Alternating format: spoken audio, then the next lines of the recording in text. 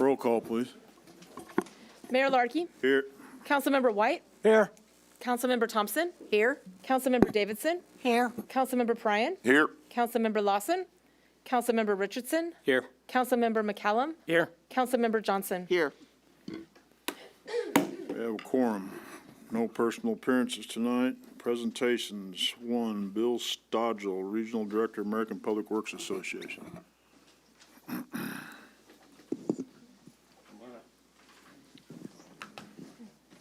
Thank you. Yep. All right. I appreciate the time to help present the City of Belton Public Works Department with their 4th accreditation. You get initially accredited, then re-accredited every 3 years. So many times, public works departments like to stay behind the scenes and are very happy. In a public works professional's day, a perfect day is not getting noticed. Now, you guys have an elite public works department, as I'm sure you figured out a couple weeks ago, whatever. They had to spring into action on a Friday night. Absolutely. When most of us public works professionals like to be doing other things and springing into action. How elite is your public works department? There's roughly 30,000 public works departments in North America, of which only 228 are accredited, less than 1%. Wow. So just remember that. So I would just like to say that accreditation is a mark of professionalism, indicating a public works agency has made the commitment to continuous improvement in the delivery of public works operations and services in the community it serves.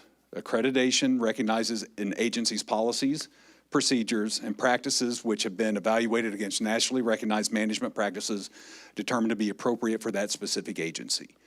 A team of evaluators consisting of experienced public works professionals from California and Washington reviewed 132 practices to confirm the department's compliance with internationally recognized management practices applicable to the agency's operations and responsibilities.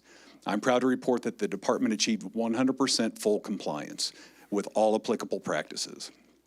Following the evaluation team's recommendation, the Accreditation Council for APWA granted full accreditation to the City of Belton Public Works Department. I'd like to now present you the plaque to your director, Greg, and recognize his achievements. Congratulations to the entire Public Works Department and the accreditation manager, Ryan Vaughn.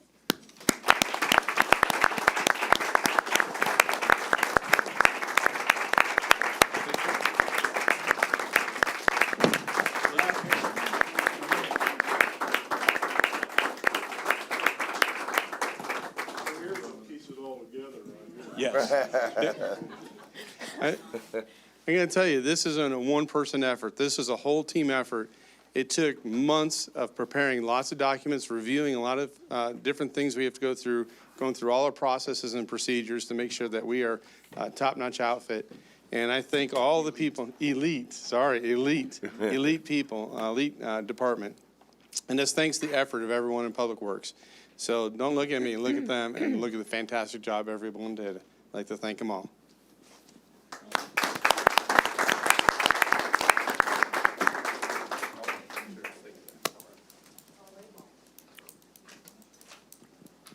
You might as well stay up here. Yeah, I don't know why he's walking off. Oh, he's probably gonna do it from over there.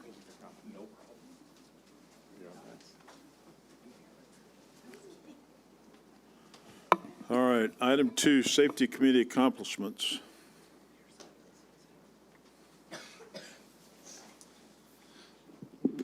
Good evening, Council. How are you guys tonight? Great. Good. Hey, so after working really hard with our safety committee and accomplishing quite a few things, in my opinion, the co-chair, David Michael, and I, Carla and HR and Mary Jones, we all decided it'd be really good to highlight to you guys the things we have accomplished and kind of go through what our safety committee is and what we work on. So what is the safety committee? We work together to try to protect employees, the public, and our City of Belton assets. You can see everybody's out here working, doing dangerous stuff all the time, trying to do it the safest way we can. Why the safety committee matters. Every department has to worry about their safety, even people down to, that are in offices all day. We need to worry about the guys out in the field, make sure they're staying safe, make sure the folks in the office are watching their ergonomics, stretching, stuff like that. There's potential for claims and injuries everywhere you go. Obviously, with injuries comes downtime. We're trying to reduce that as much as we possibly can at all times. And we're always trying to get to where the employees and the people are looking out for each other to notice unsafe acts and things we could do to keep ourselves safe at all times. I'll start right away by showing off some of our accomplishments financially. I know everyone likes those. So you can see by our numbers, our general liability from July 2012 to 2019, sorry, I kind of put those backwards there. We ran 135 claims at $1.14 million. That was the cost to our risk pool at the time for those claims. And then, as you can see, since we started our safety committee, kind of in not its latest iteration, but our second to latest iteration, we were able to work really hard on safety, presence of mind. We got our general liability claims down to 55, down to a total cost of $102,000 to the risk pool from July 19 to the present. So those are really cool numbers to see. You can kind of see in our work comp loss ratios. I stole that slide from a presentation Carla made when we switched to MEM, when we were able to save $380,000 in our contributions to our new insurance company. And if you can kind of look back, you look back through the data there. 1920, as you go farther back, our work comp loss ratio was out of control at one time. And so that's kind of 2016, we had kind of a talk about starting a safety committee, starting to try to do more. And then it just kept evolving into newer iterations and cooler things happening for us. So basically what we do, we meet every other month. We were monthly for quite a long time. We thought we had a really good grasp on things, so we're back to bi-monthly. There's at least one employee from every department. If a department has multiple divisions, they bring everyone from each division to kind of talk. I know Public Works, we show up with 4. I don't know if they like that, but it's working for us. So employee-driven concerns reviewed and addressed. Basically anything that an employee brings to that safety committee representative in their department or their division. We talk to the safety committee. What can we do about this? Is there money we can put towards this? For the longest time, our risk pool gave us grants. I think our new work comp insurance company gives us grants every year to purchase safety-related items to try to reduce any and all claims that we can. So. And then, we go through a quick run of the claims. Obviously, personal information is kept out. That's not stuff that needs to be disclosed to safety committee members, but we do our very best to strategize our training from there. As you can see, safety training is tracked, and we have a wide range of subjects. Sorry, I'm not trying to read directly off the slide. We track all of our training. We make sure that we talk as a group about the topics we definitely want to hit on, and make sure that we're talking regularly with our crews. I can speak mainly for Public Works, having regular talks about safety and safety subjects. And then, of course, we developed a new employee safety orientation. It's not really something we had before. We had prioritized. We do now, where they make it through orientation and then they sit through a safety orientation to make sure they're aware of at least the safety subjects. We do our best to identify the hazards before the incidents occur. We perform facility safety reviews. I know one of our gentlemen here, he hits every facility out at Public Works for us. We do our best to identify those hazards and mitigate them before they're a problem. And then we have we've encouraged near-miss reporting that kind of gets us more ideal on the thing, gets our mind more on the things of what could happen if, we're near miss here, we can't just forget about it. We need to do better about reducing the risk for even the near misses. And then, of course, we started the new Safety Stop program, the Stop Safety program. As you can see, it's a safety, talk, observation, and practice.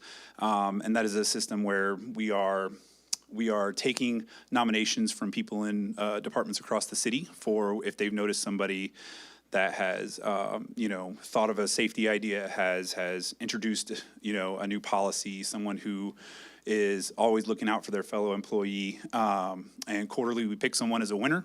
They win a small prize, and then we at the end of the year will be selecting someone out of those 4 winners every quarter, or 8 winners. I'm sorry, we pick 2 every quarter, and then they get a grand prize at the end of the year. So excited to see how that turns out. As you can see, like I talked about, we do review and update the safety policies. The latest iteration of the safety policy book should be out very soon. Just trying to improve the clarity and consistency, and of course, always looking out across our industries and seeing, what are some of our best practices we can be working through. And as you saw, it has shown in reduced incidents and the severity of the incidents that we've had. We're responding much faster to safety concerns that people present to us, and people's minds are more on safety of their task at any given day, it seems. So,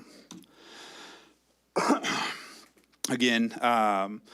Just as a kind of a follow-up there, it's creating safer work environments and increasing the awareness. And we've really, through the HPO program and the safety committee, we're trying to empower employees to speak up a little bit more. And so, obviously, overall, this looks good for us because it's fewer injuries and claims. We've had more efficient operations because we're not stuck with so much downtime, and really getting people to look out for each other is a big part of our culture out in Public Works and across the city. So looking ahead, we're just going to continue to try to improve on our training. I know we had a great anti-harassment training the last couple days, and just trying to think of ways to provide the best training and education possible to all of our employees. Definitely, we've constantly kept working on reducing all our high-risk tasks. One thing I've always liked to brag about is our little electronic meters that our guys can wear if we have a tree down and a power line is in it. Those came in great. Those came in very handy this last storm. So, and then of course we're always trying to keep everybody's mind on safety across the city. And that's all I had for you guys. So thank you very much I for your have time. one question. Go ahead. And I guess now that I've seen the numbers, that's why you didn't call me to help plow? That is exactly why. Yeah. Just was curious. No, So, yeah. Yeah, okay. In the nicest way possible. Okay, Yeah. thank you. Yeah. All right. Thank Anybody you. else? Great work. Thank you guys very much. Thank you. Be careful driving.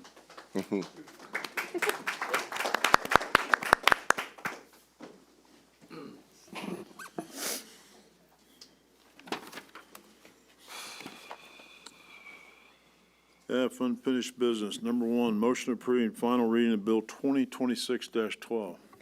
An ordinance approving a special use permit to allow a vehicle and equipment sales light land use in the C2 zoning district at 1016 North Scott Avenue, Unit E. Present. Second. We have a motion and a second. Any final discussion? Hearing none, roll call. Councilmember Johnson? Aye. White? Aye. Richardson? Aye. Davidson? Yes. Pryan? Aye. McCallum? Aye. Mayor Larky? Aye. Thompson? Yes. Motion passes.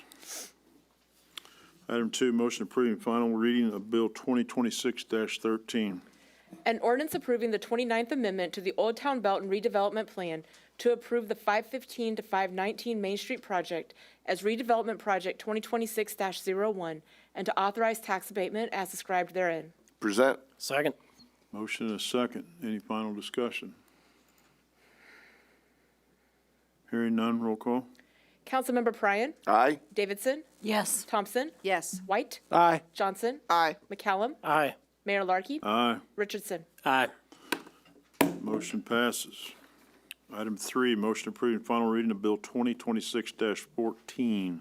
An ordinance approving the 30th Amendment to the Old Town Belton redevelopment plan to approve the 704 Main Street project as redevelopment project 2026-02 and to authorize tax abatement as described therein. Present. Second. A motion and a second. Any Due to- discussion? Go ahead. Due to a conflict of interest regarding this item, I will be recusing myself from discussion and vote.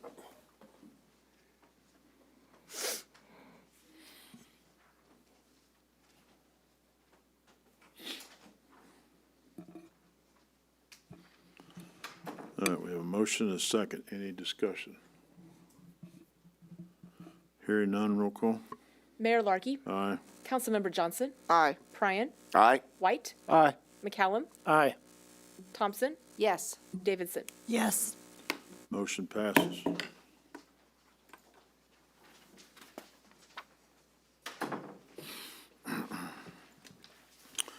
Item 4, motion approving final reading of Bill 2026-15. An ordinance amending Chapter 2, Division 4 Procedure of the Code of Ordinances of the City of Belton, Missouri by clarifying the procedure for abstention. Present. Second. We have a motion and a second. Any discussion? Hearing none, roll call. Councilmember Richardson, Aye. Thompson, Yes. Pryan, Aye. Davidson, yes, Johnson, Aye. White, Aye. McCallum, Aye. Mayor Larky. Aye. Motion passes. Item 5, motion approving final reading of Bill 2026-16. An ordinance amending Chapter 6 Business Licenses and Regulations of the Code of Ordinances to clearly define license application timelines. Present. Second. We have a motion and a second. Any discussion? Roll call, please. Councilmember Johnson, Aye. Thompson, Yes. Mayor Larky, Aye. Davidson, yes, Pryan, Aye. White, Aye. McCallum, Aye. Richardson. Aye. Motion passes. Item 6, motion approving final reading of Bill 2026-17. An ordinance approving a TIPS hotline contract with the Kansas City Metropolitan Crime Commission in the amount of $3,000. Present. Second. Motion and second. Any discussion? Hearing none, roll call. Councilmember McCallum, Aye. Johnson, Aye. Richardson, Aye. Davidson, yes, Pryan, Aye. Thompson, Yes. White, Aye. Mayor Larky. Aye. Motion passes. Item 7, motion approving final reading of Bill 2026-18. An ordinance approving the Belton, Missouri Police Department Municipal Jail 2026 housing contract for inmates of the Harrisonville, Missouri Police Department. Present. Second. A motion is second. Any more discussion? Hearing none, roll call. Councilmember Johnson, Aye. White, Aye. Richardson, Aye. Davidson, yes, Pryan, Aye. McCallum, Aye. Mayor Larky, Aye. Thompson. Yes. Motion passes. G, new business. 1, motion approving first reading of Bill 2026-19. An ordinance amending Chapter 4 Animals and Appendix A Schedule of Fees and Charges of the Code of Ordinances to improve public safety. Present. Second. Motion is second. You're up, sir. Hi, I brought Animal Control Officer Brad Wicklander with me in case you have any questions that are way above my pay grade. But tonight, we're asking for amendments to the animal control ordinances. First and foremost is the ordinance, a new ordinance in regards to the keeping of bees. This would be an ordinance that would help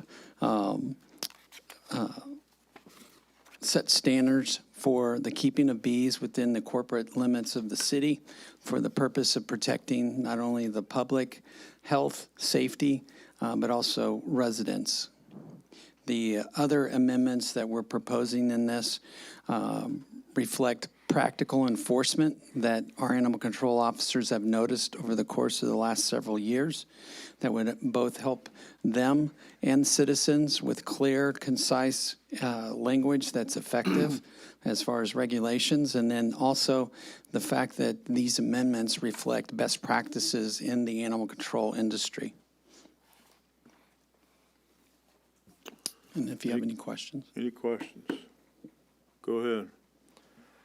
If we did not adopt this update specifically regarding to bees, does somebody currently have bees in, like within city limits? Is that? Yes, we do have some beehives in the city. Okay. Yeah. So that's really part of where this need came from, is that we have an active use and we want to make sure we're being, careful to the neighbors about it. Yes. Okay. And then do we know on the same front, neighboring, think of the Raymore, Grandview, Peculiar, do they also allow bees? Off the top of my head, I can't necessarily answer that. I can say that these ordinances that I reviewed for the surrounding cities, most of these came from the surrounding cities areas. I'm not sure if Raymore does. A lot of this information came from active areas like Overland Park. I believe some of it may have come from Grandview, And then a lot of the information I gathered from a Kansas City bee lady who's just south of our city, so. Thanks. Anybody else? All right, I've got another thing unrelated to Can't bees. speak until someone else speaks. Well, I was hoping somebody else might have some questions, but Go ahead, apparently not. go ahead. All right, so there was, by my count, approximately 37 pages included in the packet here for update. Now, obviously, not all 37 pages included updates and/or, commas or whatever. And I'm not Rob Powell, so I'm not sure if we missed a comma or not. But that being said, you gave us a very nice work session where you went over all these changes. Is there anything different from that work session discussion that we had? No, we actually merged those two sections that we had in work session to make it a lot clearer that what we were after or trying to capture. Okay, thank you. Anybody else? Hearing none, all in favor? Aye. Any opposed? Motion passes. Item 2, motion approving first reading of Bill 2026-20. An ordinance approving the Belton, Missouri Police Department Municipal Jail 2026 housing contract for inmates of the Grandview, Missouri Police Department. Present. Second. Have a motion and a second. You're up, sir. This is one of two that we're presenting tonight. This is the Grandview, Missouri Police Department. We hold prisoners for them like we do other agencies. We're trying to get all of our contracts on the same schedule so they all come up at the same time. That helps us in regards to setting pricing, so we don't have one agency is getting charged this and one agency is getting charged that. And so it was convenient for us in Grandview to go ahead and do this.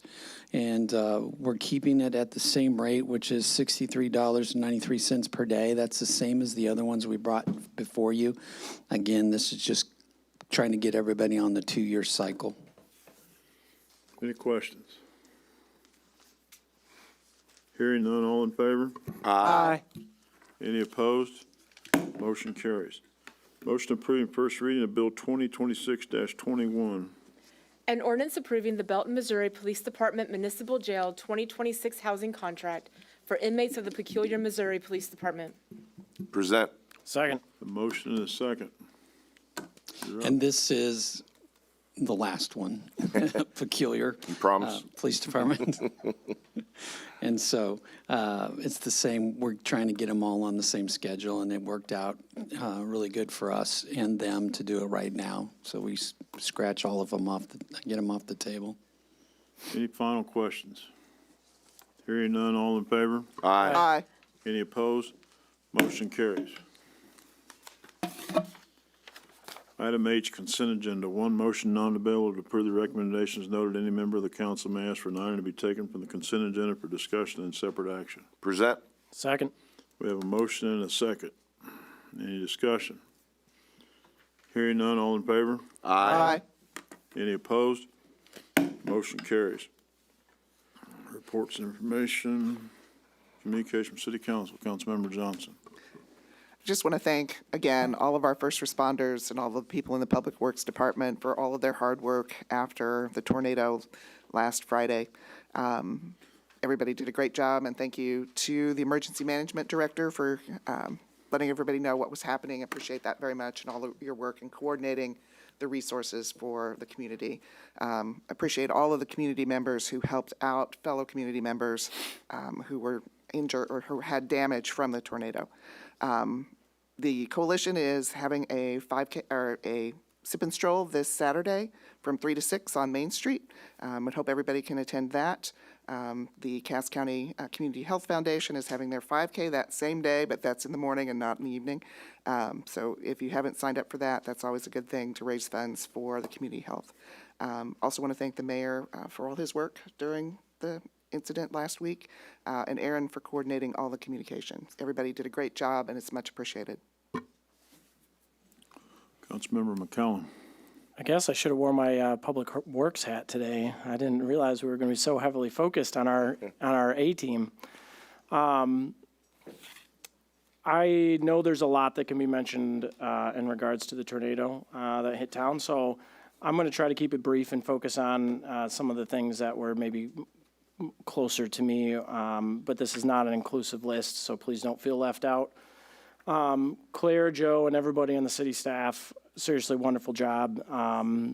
I gotta imagine part of the reason we hit 0 injuries and 0 fatalities is because of the advanced warning.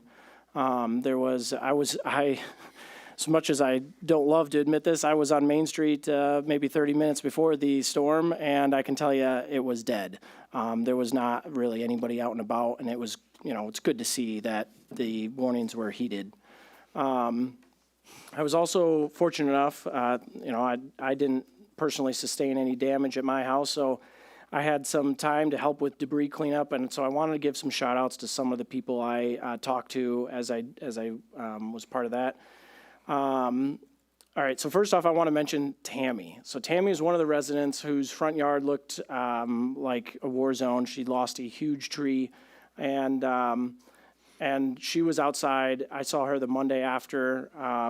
She was helping with some cleanup and doing what she could, and it also happened to be her birthday. So I just want to say happy birthday, Tammy. She was very thankful to even be able to celebrate a birthday, so just want to give that shout out. Life Quest Church, holy crap, those volunteers came through. The cleanup they did over many, many days made a huge difference. And specifically Matt Loeffner, who I know grew up here in Belton, him and his family, part of the Life Quest team, they own a disposal business, and I got some numbers from them. They hauled off over 20 cubic yards of trash debris and 160 cubic yards of brush and logs. Now, I don't personally know exactly what those numbers mean, but after talking to him, I understand it's a very large number.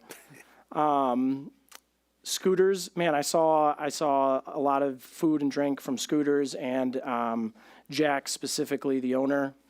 I mean, he was literally out there helping move debris as well. And Heart and Hand was everywhere to be seen, providing food and drink as well. So I just, again, I know it's not all inclusive, but I wanted to at least mention those that I had some direct contact with. Okay, then I have a few other things. Arbor Day celebration, I want to give a quick shout out to that. It was a really great event that we had. And the reason I want to point it out is among other things, is that it also was the announcement of this year's winners for the drawing contest. And now, if I remember correctly, those will be hosted at High Blue for those people to view. I'm getting the nod yes. So go check those out if you get a chance. There's some really good ones. The first cruise night of the year took place. I had a fantastic turnout from what I saw. So thank you to DBMSI for helping to make that happen. Hopefully the rest of the year looks just like that. It was really good. I've had a couple busy weeks here. I've had the honor of participating in the interview panel for the Belton School District for their Teacher of the Year finalist.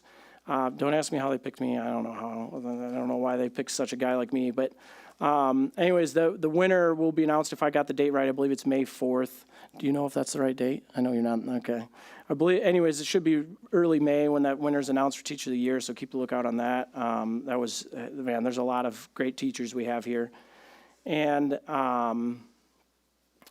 in case you all missed the social media buzz, the Wallace Park Playground is now officially open. And there was they did a really nice ribbon cutting, grand opening. And fun fact, that grant that was awarded to pay for half of that playground, it was awarded in 2025. That grant was the first one to be completed out of those that were awarded during that cycle. So, very efficient on our parks team on making that happen. And I know my kids, and I see a lot of other kids are very appreciative of that being open. That's everything I have from that personal standpoint. I do have, of course, a parks update, so perfect segue there. Summer camp registration is open and underway for kids 5 to 13. Camp goes from June 1st to August 7th, so check that out. And then if you didn't see, the Taste of Belton was postponed, actually semi-adjacent to the tornado. There was some of the vendors had issue with inventory because of the loss of power, so they decided to postpone it. So look for that to be updated likely later this fall is my understanding. Let's see, I've talked about, Farmers Market, May 7th, as a reminder, not far away. The Youth Fishing Derby is officially sold out, just to make people aware if you were wondering about that. And May 12th, I don't believe I've talked about this, there's a benefit bingo coming up for Lily's Rescue Rehab. And then the only other thing is Carrie Nation Days. I don't think that's a secret, but the Carrie Nation Days is also not far away, May 29th and 30. So that's everything I have. I want to go on a little bit to the tornado. I was over on Colburn pretty much Friday, Saturday, and Sunday. Our daughter lost her whole roof. She's a school teacher here in Belton, and Jared, her husband, is a pretty great parks employee over there. But just seeing all the people showing up that came out to help, it was pretty amazing. And just like everybody else said, I mean, LifeQuest Church they showed up and they cleaned that whole street up. And it was amazing to see it. Jack from Scooters, Chris Beal and his wife, and he even had his kids out there helping. It's pretty impressive to see all the police, the sheriffs, the emergency management. I saw Claire out there driving, picking up stuff. So it was pretty incredible to see that. On that note, I want to go into the roofing companies that were literally there that night and all day the next day that I know didn't have solicitors. And to see that and just going up knocking on everybody's door, I know they were probably taking advantage of people. And I don't know if there's anything we can do on that later on down the road. Maybe if they didn't have a solicitor's license, they were out there soliciting. Maybe not give business licenses to them when they do come in to do the roofs. I don't know. But I've had multiple complaints, and I witnessed it and saw it. So I don't know. We'll look to do something down the road on that. I don't know. But the help that was on Colburn over there, the cemetery, was pretty incredible to see all the people. And then the car show, of course, Saturday was pretty amazing. I think do a shout out to Scott Woodward from Family Tree, who's put that on and got a lot of people out there. Thanks. I'm very proud of the people of Belton. The cemetery lost their flagpole, and I understand they have enough, or they're very close to it. So thanks everyone for pitching in. I just got the official word they do have their amount. So if we get extra, maybe they'll go bigger and better. My wife's on the cemetery board, so very proud to hear that. We also closed out a big era in Belton. Darren Jones handed out the checks from the St. Patrick's Day Parade, so he is officially retired as the head honcho of that. But he told me to mention that gives him plenty of time to buy and sell houses for you. So he did an outstanding job for numerous years. And so I appreciate what he did. That was always a fun time. And he will be missed, and big shoes to fill for those that took over. Not naming any names. All right. Thanks.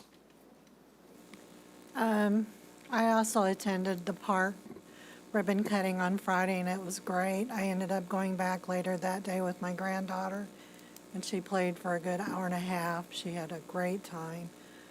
This Sunday is Cinco de Mayo at Powell Park. Well, I don't know that I ever want to dance with a tornado that close again, but shout outs. I mean, Main Street was blocked. There were lots of streets blocked by me. Sean and his crew came out and did it, and then the next day I went out and helped the families haul brush over to our dump spot, and shout out again to Sean and Newt that were there, and it was nice to have that open. I know that I've been a big thorn in the flesh about that, but it was very nice to have it open, Greg. And I mean, people that were there when I was helping move stuff were just very appreciative that they could do that there. So now they want a grappler so you can come around to their house and get it from now on rather than taking over there. But shout outs to that. I too witnessed the door knocking right after the rain let up enough for them to come in and knock at doors. So that is something that we ought to think about. If you haven't heard, we're having an art sip and stroll this Saturday from 3 to 2. It will have 8 artists. Some of them are featured at High Blue already. So these are people that we are knowing about and doing about, and yes? You said 3 to 2. 3 to 6, excuse me, 3 to 6. That would have been a long. 2 a.m. 3 to 6, 3 to 6, yeah, we don't have that much liquor bought. But anyhow, big things are happening at the train. If you haven't come down and looked, the engine is painted, the caboose is primed, and the coach truck is primed. We hope to have all those cars painted before we run, which is also on May 2nd. So I'm trying to cram as many things in on that day as we possibly can. We run from at 11 and 2 for the first run of the season. This is a month earlier than we've done it in the past, so that's a big deal. But thanks for the help, and thanks for, I'm done practicing, Claire, now, so if you could stop turning those sirens on, I'm good. Thank you. Dittos to what everybody said. I'm impressed with the way the city responded.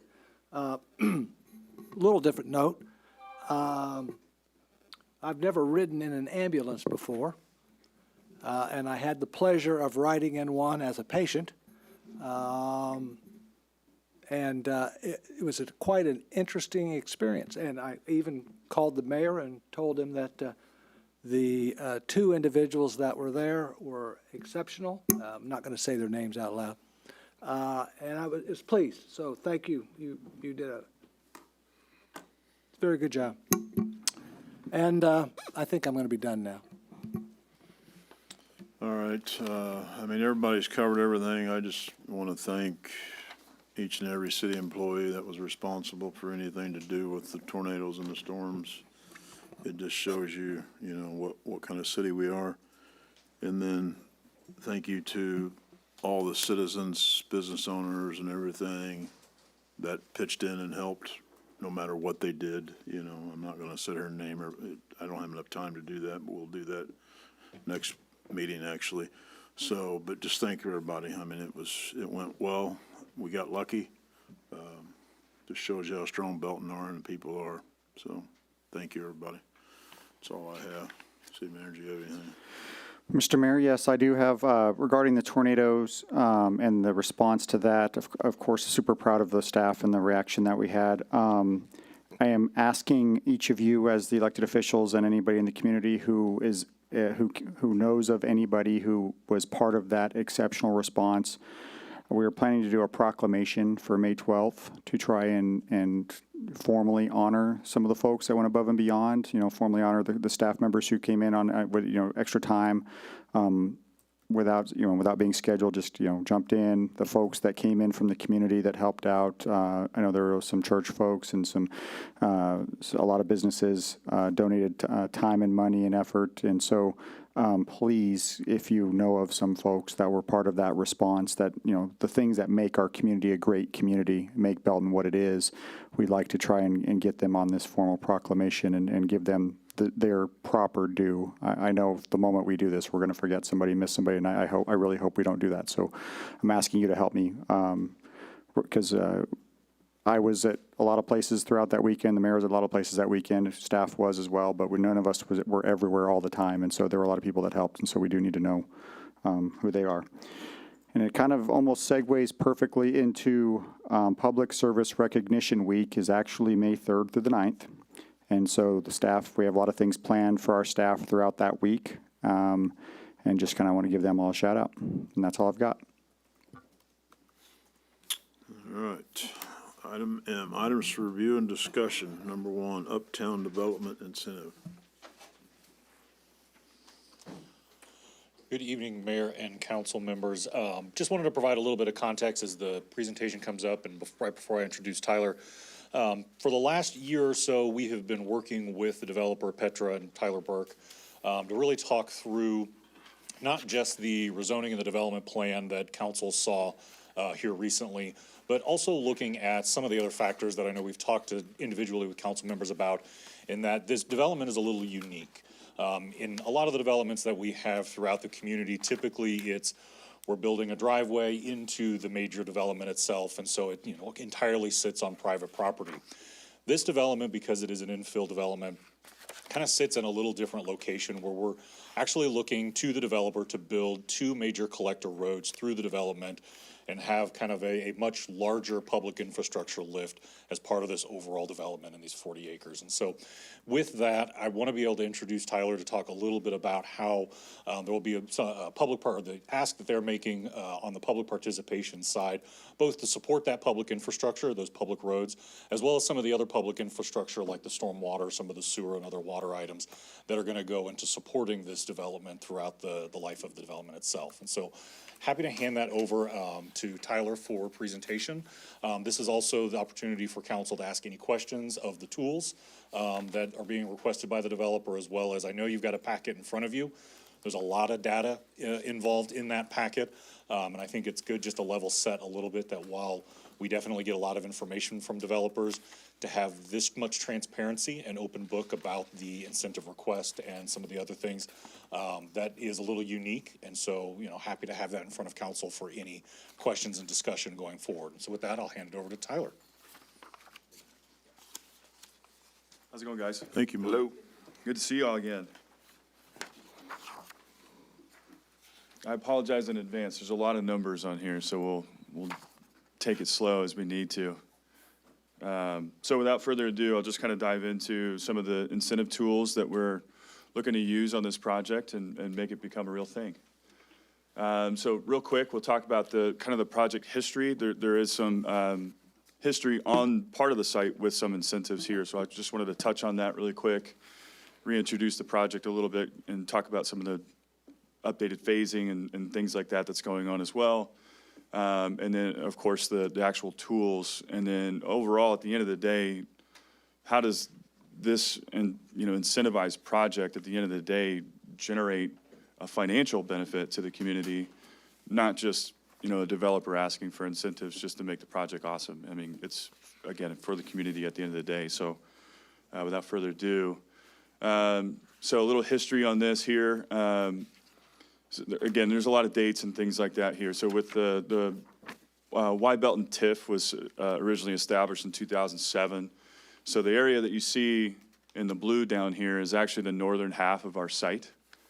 So there was, or is currently, a TIF that's over the site currently. So then we're looking to change that up a little bit to new mechanisms that actually act in a positive way for the project. And of course, over here, you can see plenty of dates of how it's extended and things like that all the way till today.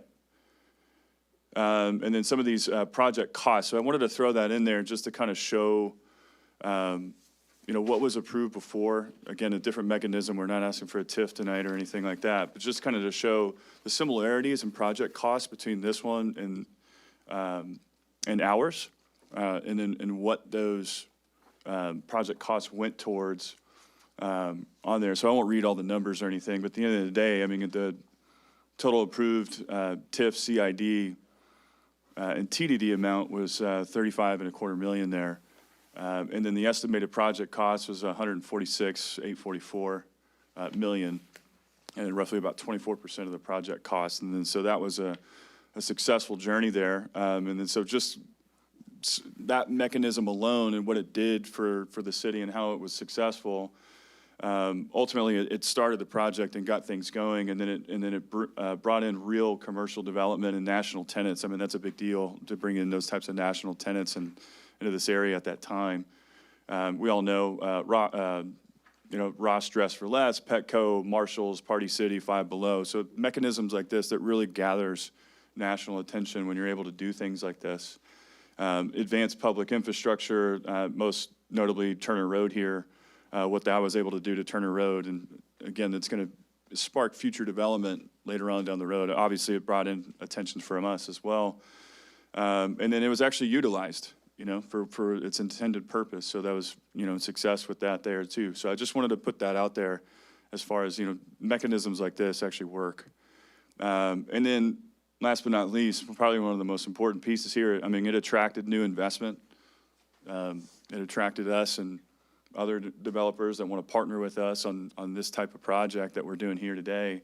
And then just residentially, before this was even a thing, Encore wasn't even here, and Incentive 301 wasn't even here. So when you get things like this, it's a good magnet for growth. And then just kind of to touch base on the project, I know you guys are familiar with it. overall here, 40-acre mixed-use master plan. There's a lot of moving parts here, and then so that's why you'll see a lot of math here in just a little bit with how it all works. I mean, because each piece is its own project, if you want to look at it that way. It's not just one big gigantic project or one big, equity requirement or debt, bank requirement, things like that. Each individual piece is its own. And I mean, it's a living organism at the end of the day, and, there's finances behind it, so it's pretty complicated. So the things that we're going to talk about here today, I'm hoping that it's understandable. It makes sense in my mind because I put together the model and all that stuff, but we'll see.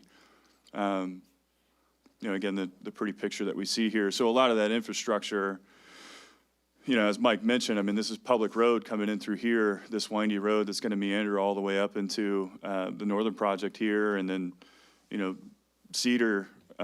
Given is going to come over here to the west and then stub out to future development, and again, it's a very similar thing as what the project to the north did for us, is that, it garnered that attraction to the south, and then now this is going to garner traction over to the west, hopefully in the future, and then also ultimately downtown and here in this area too, so it's all going to reverberate and move throughout here. And then you got these wet bottom ponds and things like that, fountains and things like that we've got scheduled in there right now. And then, it's going to create an attractiveness too, as far as, an appeal from the road or when you're walking down the sidewalk and all of that. Sorry, just kind of jumped there. Just kind of touching base on it. And again, it all comes down to the attractiveness of who you're bringing in. This is the big anchor that everyone's excited about, is the B&B theater entertainment concept here with the go-karts and all of that. And then so just having this as a presentation, again, I can't stress it enough, really creates a lot of attraction for folks. Phasing again. So the one big change here is that I have the phase one of the roads starting up here on the north side. So the way that it's actually logistically working out is that it's going to make sense to kind of start on the southern half here, work on the multifamily on the south here, and then just kind of move our way north as we go. And of course, as the southern portion here comes in, so is Given. And then so we can have this nice little loop to get the thing started, and then everything else, again, is going to magnetize and flow to the north and to the west as well. All right, and then so the mechanisms that we're looking to use is the Chapter 100, how it works, the sales tax exemption on construction materials, and then a pilot program on the property tax. Community Improvement District, I'm sure you guys are all familiar with these mechanisms. 1% sales tax district-wide, just on the retail, just inside the district here. You'll see a boundary of what we're looking at here, so it's not outside the boundary. Transportation Development District, TDD, very similar to the CID. And then the sales tax reimbursement agreement, again, very similar to the TDD and CID. And then termination of the TIF on the Project 3 area only, right? Because, let that thing run its course and what it needs to on the north. But since we're putting new mechanisms here just on that Project 3, that blue outline, just on that. All right, and then, so some of the boundaries here, so you can kind of get a visual of where these items are going. Forgive me, I kind of did this on my own. I'm not an artist, so the Chapter 100 kind of leads down, and what it's being used for is on the public infrastructure road here all the way down. And then we got to do a little median down here on 58. And then another improvement of the median on Turner Road. Traffic study said we got to improve the stacking at that turn lane there. So that's where that's going to go to.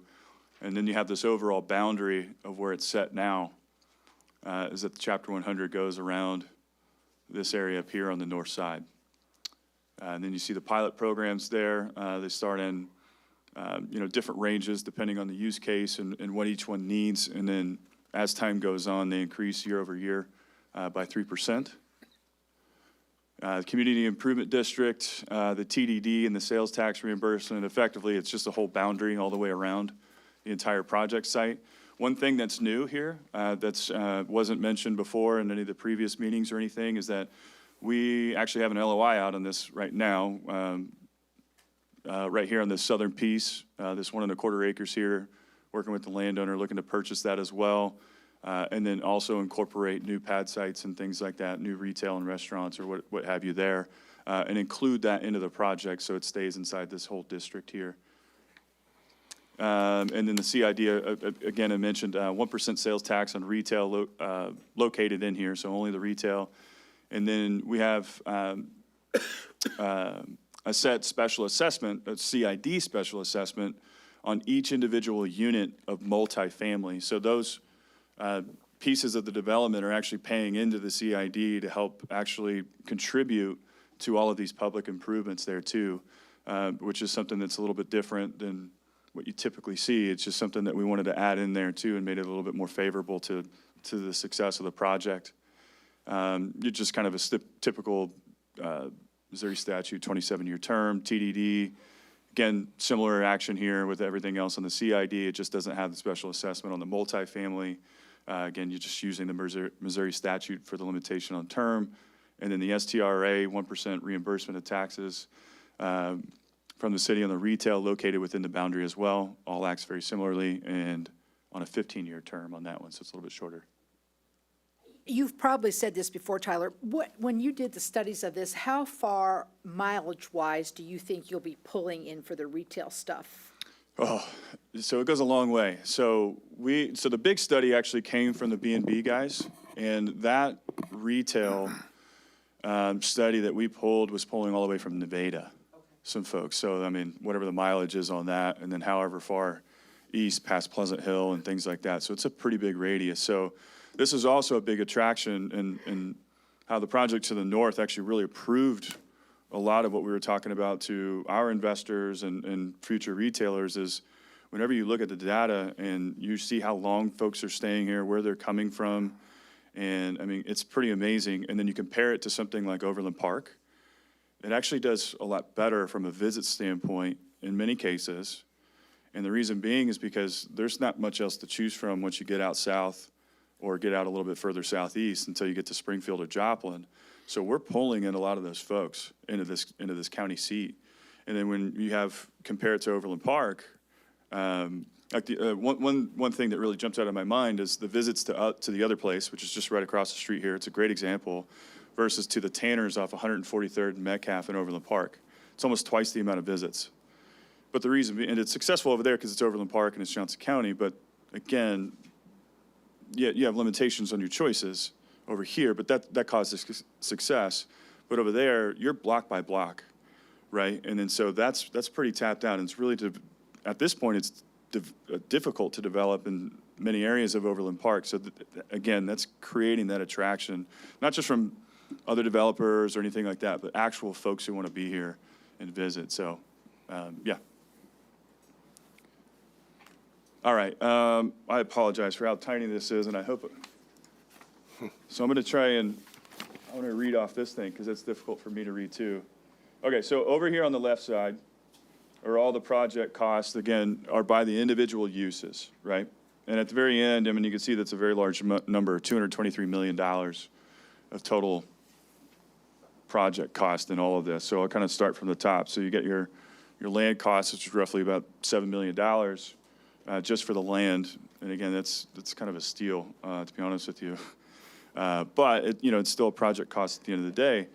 And then you have the biggest important piece, this first box here, which is getting the site ready for everything else that's coming in, and just that alone is over a $10 million hard cost with that. I guess there's some soft cost in there too. So overall, $10 million cost just in that in and of itself, right? And then so when you add the hard cost of it and the land cost just to get the project, it really has a detriment on if it were just to act on itself, right? Just a standard project straight up with no incentives. So that right there out of the gates just is a barrier, right? And then you got the phase one multifamily, about a $65.4 million project, 312 units is what we're looking at there. And then phase two, the entertainment, that building is going to be about a $55 million building with, the building itself and then all the FF&E that's in there, and, the tracks, the laser tag, the this, the that, all the things, right? I mean, it's a pretty sizable project in and of itself. And then you have the pad sites, which, the smallest portion of the project, but not insignificant at $13 million just for those. And then last but not least, the Phase 4 multifamily. This one's a little bit higher from a multifamily perspective because what we are doing to it from a mixed-use perspective, and also why we're putting it towards the end of the project too, to kind of let things be successful. And parking becomes an issue here for that, because when you're trying to fit all of these things in here, I mean, you're going to get squeezed with parking, and you don't want to see it parking all over the place. You still want to create that uptown district feel. So adding in a parking garage here is what really drives a lot of that up, right? And then and the way that we're planning it now is on that first floor of the parking garages would be used for the retail folks down there and all that stuff, and then the upper floors would be used for the residents up there too. And then you add in the cost of commercial on the ground floor too. So that really kind of juices that project cost up. Even though it's only 288 units, it's a higher cost per unit.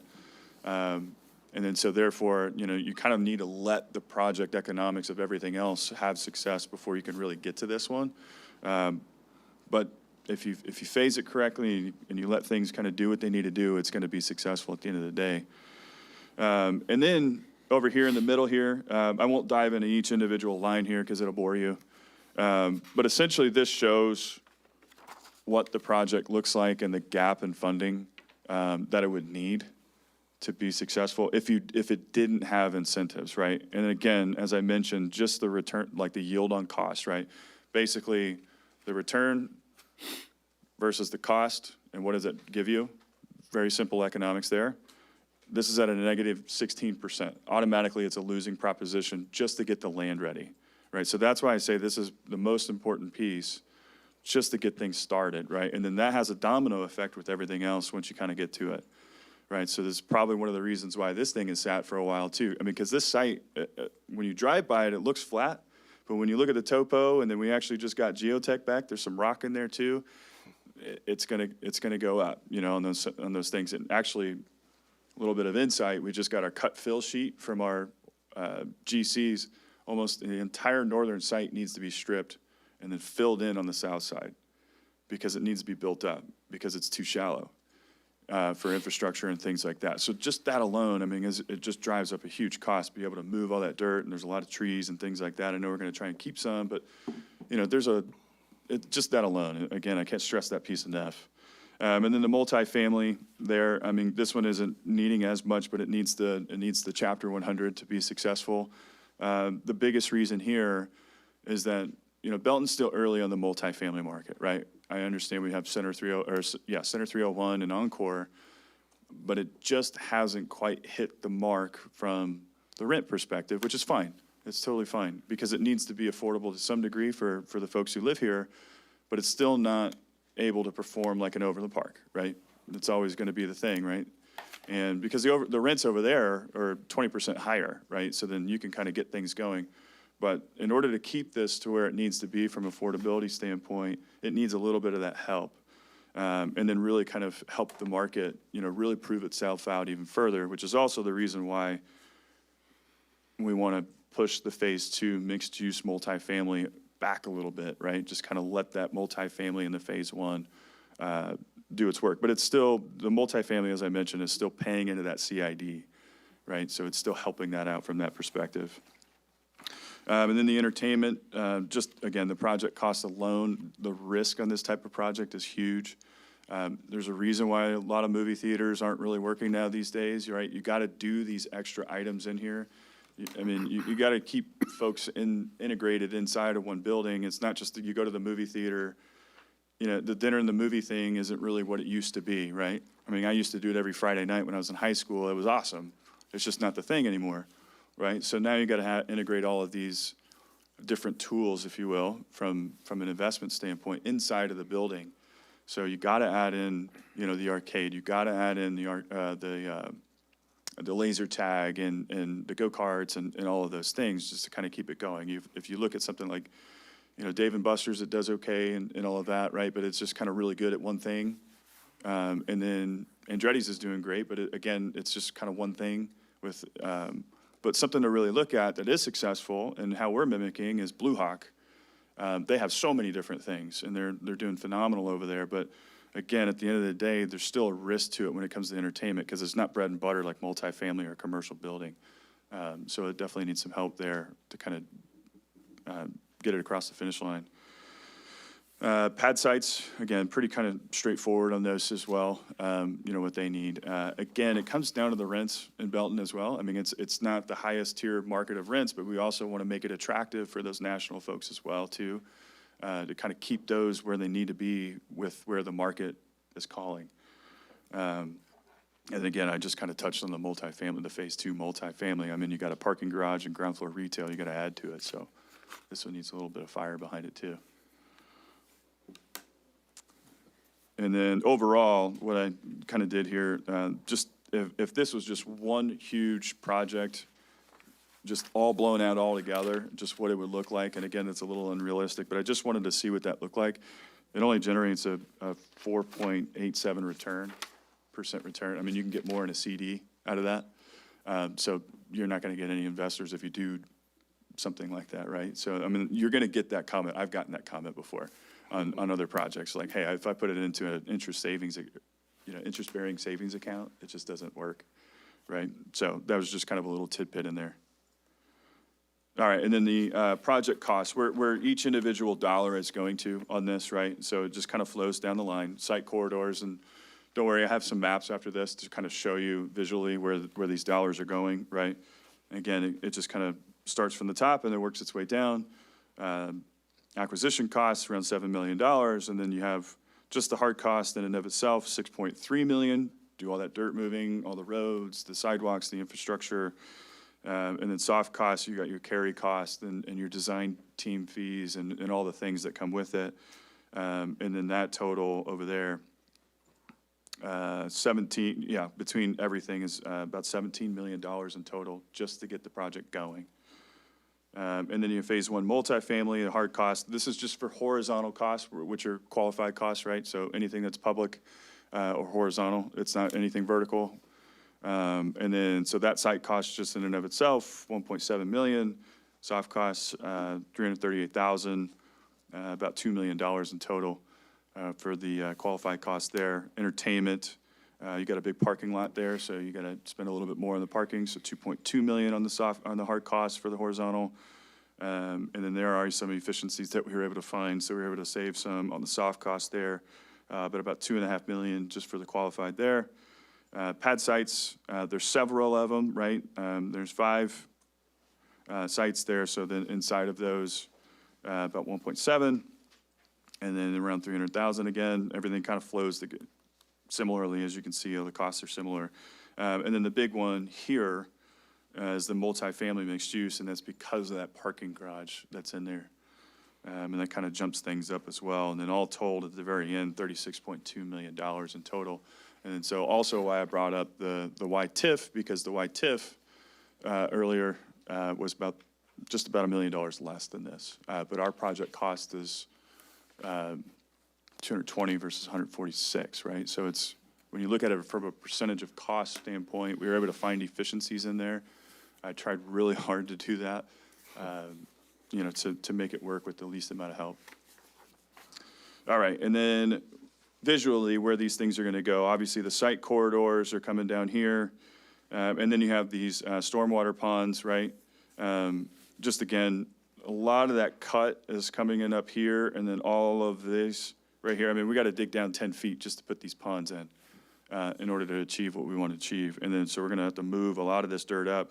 And if you drive by, hopefully some of you guys may notice at this moment, but if you look down in there, how low it goes, I mean, we're going to have to build a lot of that up on the south side close to the dentist office here. So you'll start to kind of get like a real visual as you drive by the next time.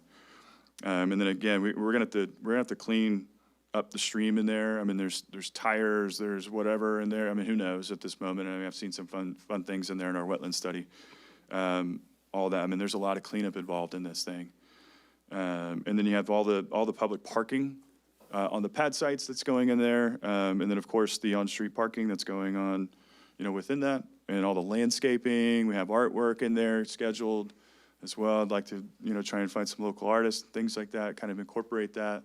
Maybe get the Parade of Hearts in there at some point. I don't know. But things like that is where the pad site costs are going to go to. The entertainment, I mean, you see this gigantic parking lot, so, I mean, it's kind of self-explanatory on that one. And then the mixed-use multifamily, I know in here you have landscaping in here, but in reality, that's going to end up being a parking garage. So that's where you kind of see that garage, that square there. And then you have the ground floor retail and all the landscaping that's going along it. And again, we'll probably have some, art and things like that that's outside of it, just kind of create some interestingness throughout the boulevard. And then off-site improvements, I mentioned it earlier. We're going to have to upgrade this median here to improve the stacking at that light. Right now, it's a little short for all the traffic that's being generated throughout the project here, so we have to lengthen that stacking going to the north. So we will have to upgrade that median there. And then we have the median down here on 58 that's going to go in there. And then these boxes are actually for the timing improvements of those lights. Hopefully we can do that on 58 one of these days too. Yeah, so just to make sure that the traffic flows the way that it needs to flow, once we're bringing in all this new traffic. All right, and then these are the sales generators. So this is the fun part, right? What's actually coming in here and how much money is coming in through all of this, and how does this create the value, and how does this become successful? I have a lot of work to do in order to make this happen. So, and we're working on it. We got several positive movements that are happening in here, right? So the entertainment, first and foremost, I mean, that's our number one focus. Get that sucker in here because it's the biggest driver to make this incentive request successful. Year one at full build out, I mean, it's projected to make, $16.6 million in sales at the end of the day. I mean, it's pretty remarkable. But again, that comes down to all the mixes of the entertainments that are inside of one building. And then we have some, these numbers, again, I didn't put any names in there because nothing's set in stone at the current moment, but we have things in motion, but they're based upon, the conversations that we've been having, serious conversations of folks who want to come in, and they're based upon, historical sales of other stores that they have. So we just kind of plug some of those numbers in there. Some of them are actually a little more aggressive, so I try to dial that back a little bit just to be realistic. First pad site, hopefully that's one of those ones on 163rd and Given, when we bring that in there. So kind of that front piece, kind of trying to anchor this thing. So that'll likely be how the restaurant moves. All the restaurants will probably move from 163rd towards the west on Given. And then so that's what you kind of see there. The Highway 58 pad, I mean, again, I mentioned that earlier. We're pretty close on locking that one in, and then we'll include this into the whole thing. We are trying to revive the previous tenant that was looking to come in there too, so we're having conversations with them. If anybody's familiar with what that is, so we are having conversations with them, and so that's based upon their projected sales as well. And then, of course, this kind of moves out throughout. I won't bore you with every single one, but it just kind of moves in all the way to year 5.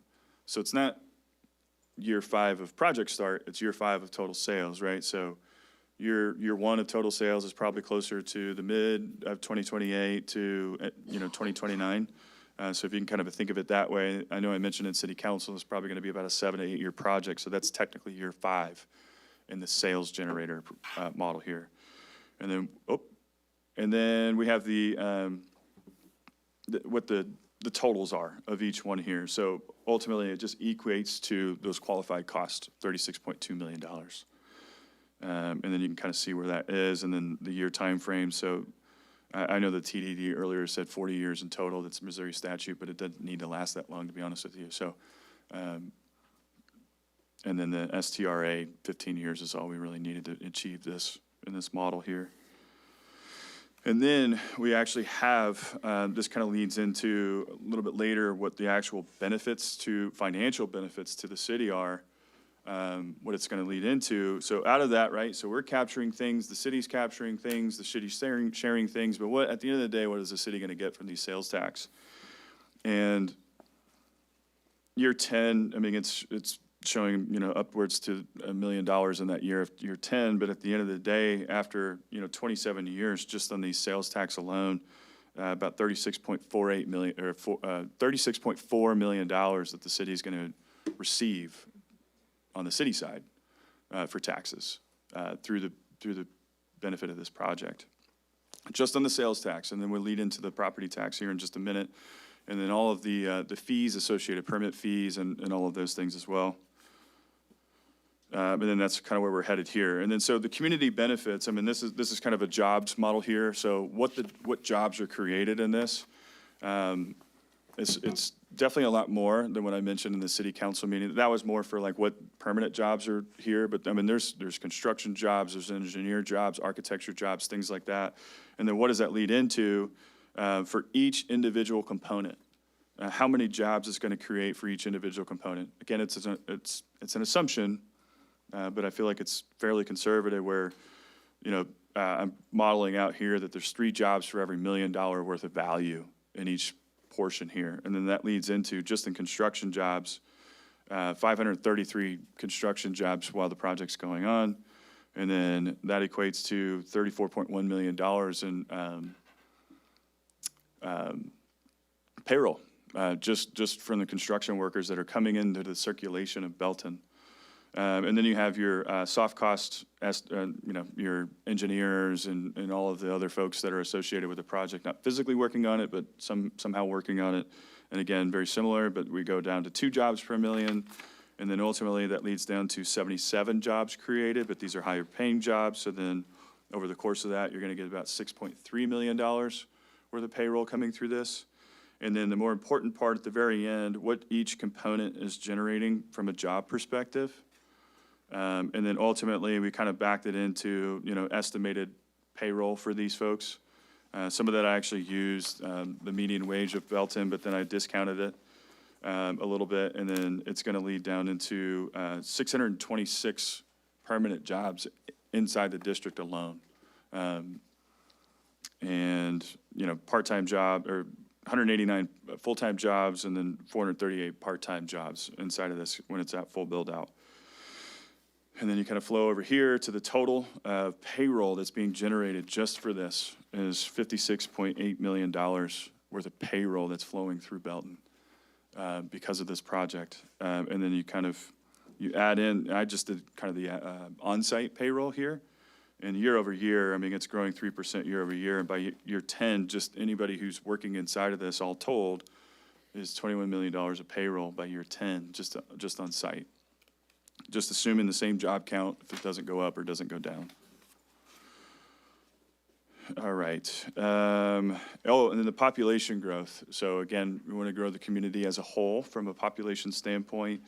And then again, we just have these factors in here as the residential pieces are being built out, what the occupancies are, as they're moving throughout the years. And then ultimately, we just typically underwrite to a 95% occupancy.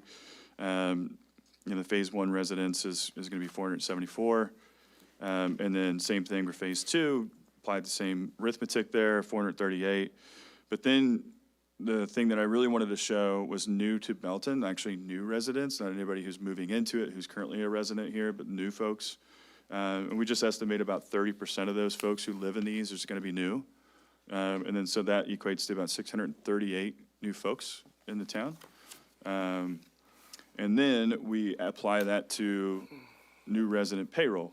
Again, very similar. So Belton, income per capita is about $45,000 per person. I applied an income factor of 25%, and just saying anybody who's new here, on average, is going to equate to a $33,000 year income. And then again, what that does, wages that are coming in through this area over the length of time, and that's $21.5 million that's coming over there. And then, of course, I threw in an additional item here. So something that most folks don't even think about is those folks are paying property taxes in the area too on their vehicles. So there's other items there too. And then what that does per year, 161,000. And then we have our growth rates over here, and then ultimately what that's going to be capturing over time to the city. And then this is my final slide. I'll be quiet after this, but this is the big piece here. So actually a permit fee. So again, even before I start on all of these things, just flat fees that are going to the city is $1.8 million just in fees. And then I'm going to jump down to this piece here, and I'm going to jump up here. This is kind of a fun one, little added in here. I just kind of give you an investor perspective on something like this. So I just aggregated all of the payrolls, the jobs, the population growth, et cetera, ultimately what it leads down to, at the end of the day, this is money in circulation. This isn't just direct dollars that are coming to the city, but, with the payroll that's in circulation, with construction, on-site jobs, things like that, all of the new residents, the property taxes, all the items that I just mentioned over a 27-year period, you can see the number there. So it's a very large number that is coming in through circulation over time just because of this project's success alone. And then this piece right here, if you look at it today, what is this thing doing today? I mean, it's basically nothing. It's getting agricultural taxes. It's collecting $100 a year in taxes. And then, what's being generated in taxes, this is just year one's full build out with all the taxes, including the pilot program and things like that, is $3.7 million just in property taxes at full build out. And then if you include property taxes and the sales taxes, by 27 years, this is to the city, $100 million, right, over time. That is a 3.7 million % increase in taxes just from this, right? If you look at it comparatively of 100 million versus $2,700 over 27 years for if it were to just do nothing for the next 27 years, it's only going to generate the city $2,700, right, of the tax base. And then last but not least, I just kind of look at this again from an investor standpoint. And again, this isn't a check that the city is writing. It's just, okay, this is kind of a deferred deal here. We're not collecting this. This is an investment from the city, right? So what does the city get out of this, right? And again, this is a hypothetical thing. If the city were to write a check for $36.2 million to the project, what does it get? What type of return does it get at the end of the day? And you jump over here, the ROI is 178%. And then it's just shy of a 3 equity multiple. On a typical investment, you typically want to do a 2 equity multiple. So it's exceeding that of a typical investment from any of these investors that you would do. So any of our investors that we talk to, if we hit a 2, happy, right? So if we look at that, equate it to, the 100 million versus 36 at year one. Again, it's not a check that's being written. It's just a hypothetical situation. If it was, what does that return look like? So that was kind of the overall benefit that the city's going to get at the end of the day. That's it. Who's first? Me. Go ahead. I couldn't quite hear you. What were those restaurant names that are coming in? We're close. We're close. Okay. They're going to be good, I promise. I tried. A for effort, I guess. I'll let you know as soon as I get dotted line signatures. Anybody else? Go ahead. Did I hear you properly, or I don't know, I guess I want to make sure I understood. You were talking about roads and the phase and that kind of thing. Mm-hmm. Is the plan to do the roads as the development gets done, or is the plan still to do the roads first? Do the roads, but since we have items coming in, so the multifamily coming in first, I wanted to start that right away to kind of get them going because, talking with city staff and what we need to get them going so they can go right away. This year is what the target is by fall. We needed to get that in right away. So let's go ahead and start there. And then as we kind of go, we'll move forward. So there's sub-phasing inside of the road phase, if you will. Yeah, I guess that's the part I wanted to understand a little better. We're not, how do I word that? Will you be waiting to do the rest of the road? So I understand what you're saying. You're saying we need to do that south part of the roads first to make sure that we can even get that part of the project started. Totally makes sense. Yeah. But once let's say we get those roads done, that project's, that phase is working on its own, whatever. Will you continue to then work on the roads, or is it, no, we're going to wait until we, you see what is that making sense? Yep, for sure. Yeah, you don't want us to stop at some point Yeah. and then come back later. And I don't want to do that either because it's going to be a pain in the butt to bring guys out, bring them back in, things like that. So inside of our project cost that you saw in there is to do the whole thing all the way through. And then from logistically, it actually makes sense to just get it all the way in. All right, so even though you're kind of looking at it as a phase, it's really just you're starting south and going north as opposed to Yeah. starting north and going south, like, okay. Yeah, and it's not that long of a project either, so once we get started, it's going to get moving pretty quickly, assuming that we don't hit more rock. So we'll see about that, but, probably be in total about an 8-month process to get it all the way in there, looking good, and then each individual component will start adding to it as they need to.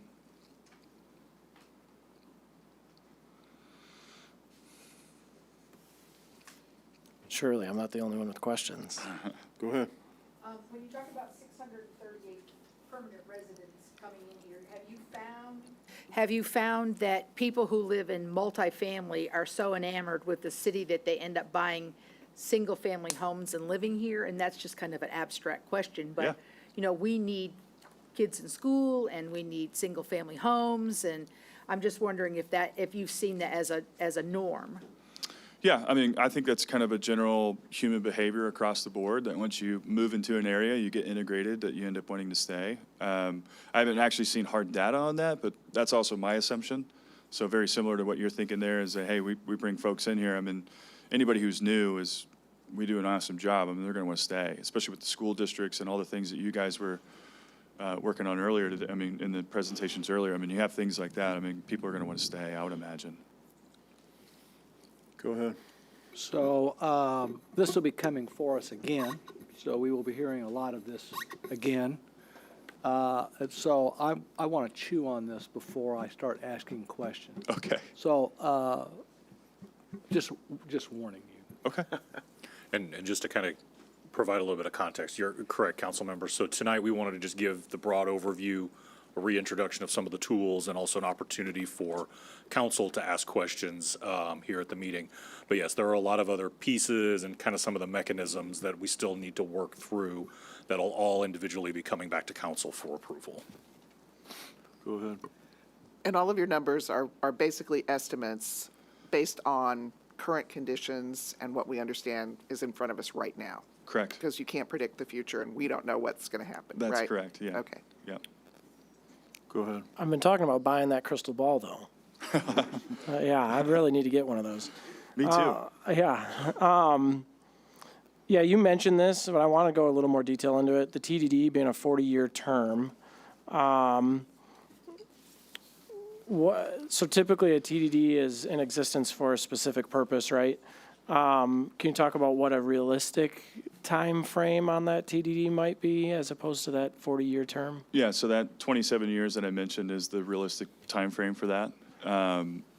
There's so many different ways to model this thing, but for this project, there's no need for anything beyond 27 years on anything.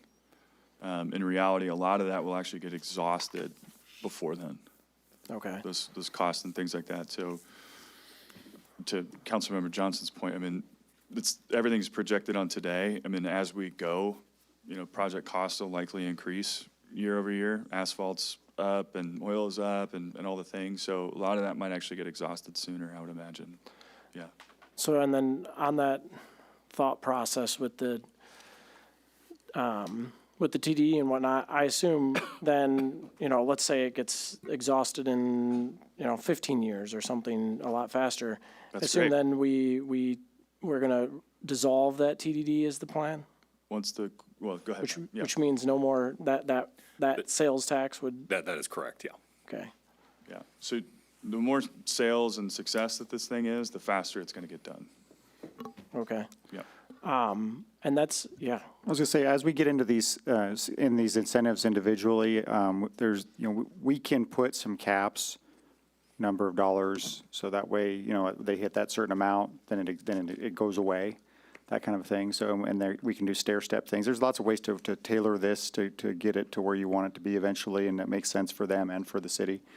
And so we definitely want to make sure we do a public exhaustion of ideas and models and whatnot, so that way we can get the best thing that we're most comfortable with as a council, as a public, and then also that they're comfortable with as a developer. So, but yeah, we would recommend for sure some caps on that, like on the dollar numbers and everything. Perfect. Because one of the things, while sure, it's only going to affect those that would use the area. It's still an increase on sales tax. I mean, I know it's not a, you know, a tax to our residents directly. It's just into those people that would choose to use the venue, but it's still, I think anytime we can reduce a tax, even in that situation, it's always a positive. Regarding the parking lots, did I hear, or am I understanding that correctly? So all those parking lots are intended to just be public parking? They're currently public parking. Yeah, that's how the current plan is, yeah. So like, I can't think of a reason off the top of my head now, but if, I don't know, I guess we no longer have the park and ride from MoDOT, and as now that's an Olive Garden. So if somebody decided to use, you know, B&B's parking lot there to, if I saw that was on there, right? Yeah. Someone decided to use that parking lot as their park and ride for their daily commute or whatever, that's not a problem. I don't know yet, to be honest with you on that. Yeah. Well, I'm just thinking through, you know, part of the idea with the incentive is public infrastructure, right? So I'm just trying to think of what that may look like there. Sure. So as part of the development agreement, we can build into it that while it is a public parking lot, there is still private requirements for maintenance, security, things like that we can build into that agreement. Okay. You got the second part of I didn't even have to say it. You know where my brain was going. I would also note, just because it's a publicly owned parking lot does not mean that it is publicly accessible at all times for all members of the public. Correct. For example, you guys have a public parking lot right there. You have a public parking lot behind City Hall as well that are not available for people just to park and leave their car and go somewhere else for a day. Yeah, and now while some of that might be totally fine, like in all seriousness, but there is a concern of, you know, crime or other things that could lead to, so that's exactly where my thought process was going. And anybody else? No, just me? Okay. That may have been, I don't know, quick glance, that may have been my questions for the I moment. got a couple that I want to talk about. First of all, in all your numbers and all your figuring of all the sales tax and everything, none of that includes any money that those 638 new residents would spend elsewhere in the city? No. Okay. And also, I want to, will you explain the sales tax reimbursement in a little bit more detail about what actually sales tax that affects and which ones it does not, please? Yeah, so through our conversations so far with Tyler, the sales tax reimbursement, the STRA that he has in the presentation, this is very similar to the agreement that we have with the Olive Garden development. It is just the 1% that goes to the general fund, so all of the other sales tax revenue fund streams essentially will be preserved. They'll continue to collect the regular sales tax in this development as they do throughout the city. So just to add to that, so the, now I'm going to forget the names, the firefighter tax, public safety sales tax, thank you. Correct. So that, for example, would not be affected. Correct, yeah. Can you give us a couple other examples? Parks. Streets. Fire, capital improvement. Yep. Perfect, thank you. They would all, from day one, benefit from this development.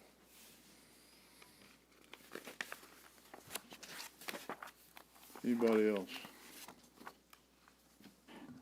We didn't design this to be the catch-all, end-all of all the questions. We just wanted this as an introduction, Oh, yeah. get everybody thinking about it. So we expect more questions to come down the line, and as the public gets to review this and gets to scrutinize it, we expect questions from the public as well. So, and we welcome that. That's why we do this as a public process. We got to this point just trying to get some parameters set up, but it's all going to be publicly voted on, publicly discussed at this point.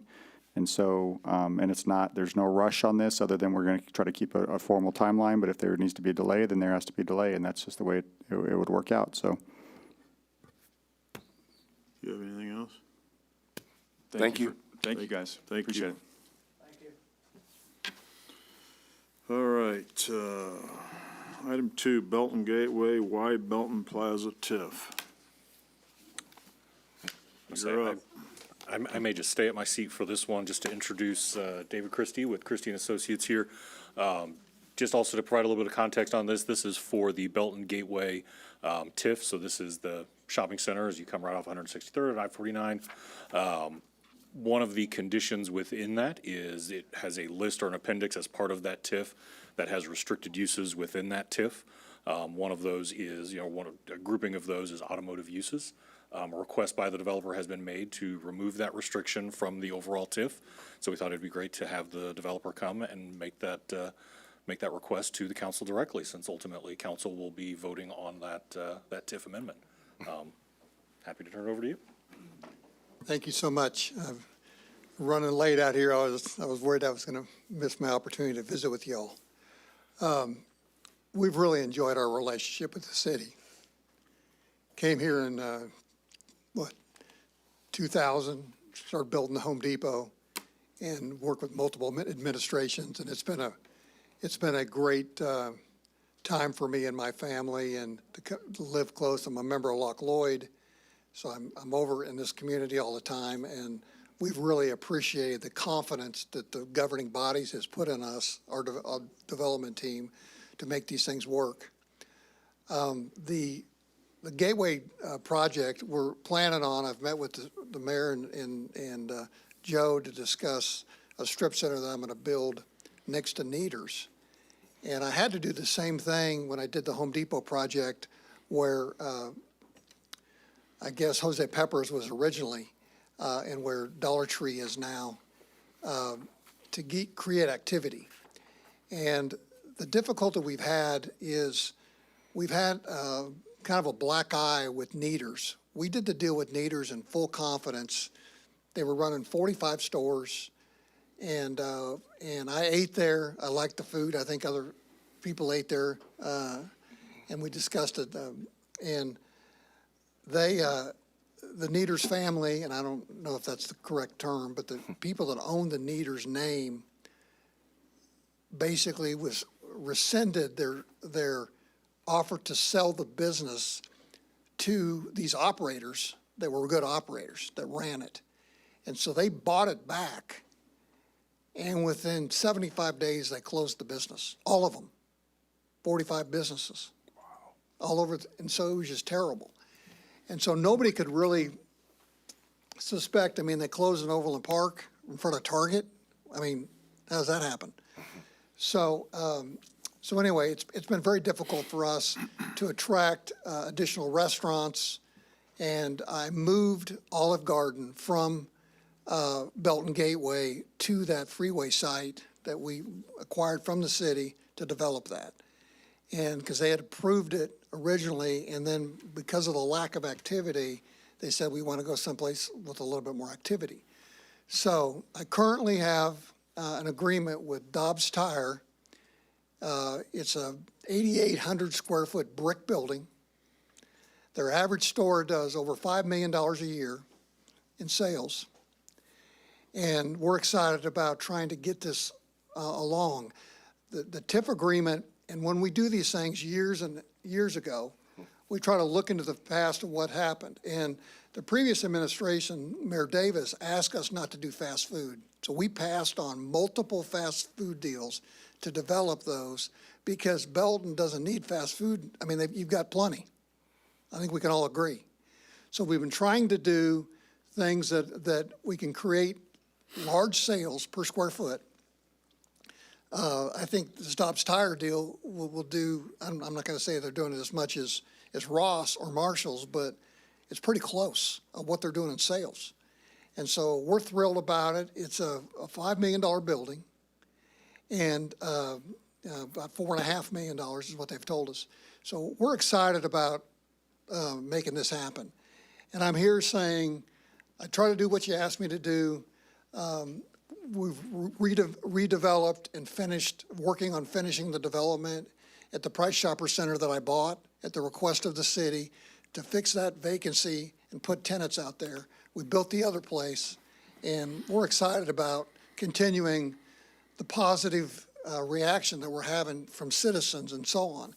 But Dobbs Tire is not a fly-by-night operation. Very credible, several hundred stores. It's a national operator, and they're building an all-brick building. So we're excited about doing it. I want to get activity out there. I think your staff will tell you we're ahead of all of our projections on the revenue that you gave us to pay those off. I mean, Turner Road's almost paid off. And look how long it's been there.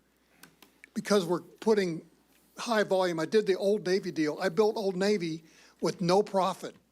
I'm losing when I sell the Old Navy building, I will lose money on the building to get the retail sales and the property taxes up so that the incentives can be reimbursed. So you guys can start capturing the revenue instead of having to pay off my loans. So we're thrilled about being here, and I'm just asking for your consent to move forward, to amend the TIF agreement that was done many, many years ago to allow us. The TIF agreement does say that we can do, Jiffy Lube and Valvoline and those type of people. So we can do automotive services. We just can't, I guess, everybody's determined that we just can't do a Dobbs tire without amending the agreement. So I'm happy to answer any questions, but we're excited about moving this forward and building this strip and finishing that out like we did the original Belton Town Center. Go ahead. Do you happen to have the list for that TIF, the restrictions on it? I don't have it with me currently. Okay. Could I, at least I would like to request you to, I'm sure I can get access to it, but whatever. Could you email that and so we can take a look at that to better understand? To all of us. Yeah, I'm sure to all of us is a, And we're not approving this tonight, we're just discussing this tonight, is that correct? Correct. Yeah, this is just provide feedback to Okay. the staff upon All right. correction. I appreciate the fact that you're here to talk to us tonight. I'm kind of wondering what the other lot's going to be filled in by Valvoline. That's a question in my mind.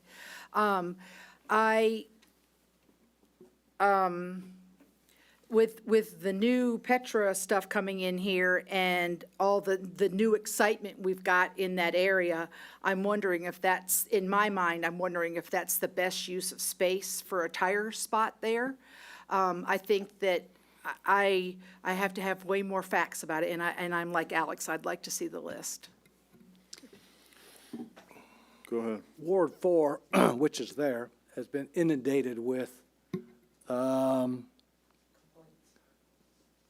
concerns over all of the automotive-focused businesses. And so, I remember when it started off with Caliber Collision, and then with the Express, and now the one in front of Price Chopper.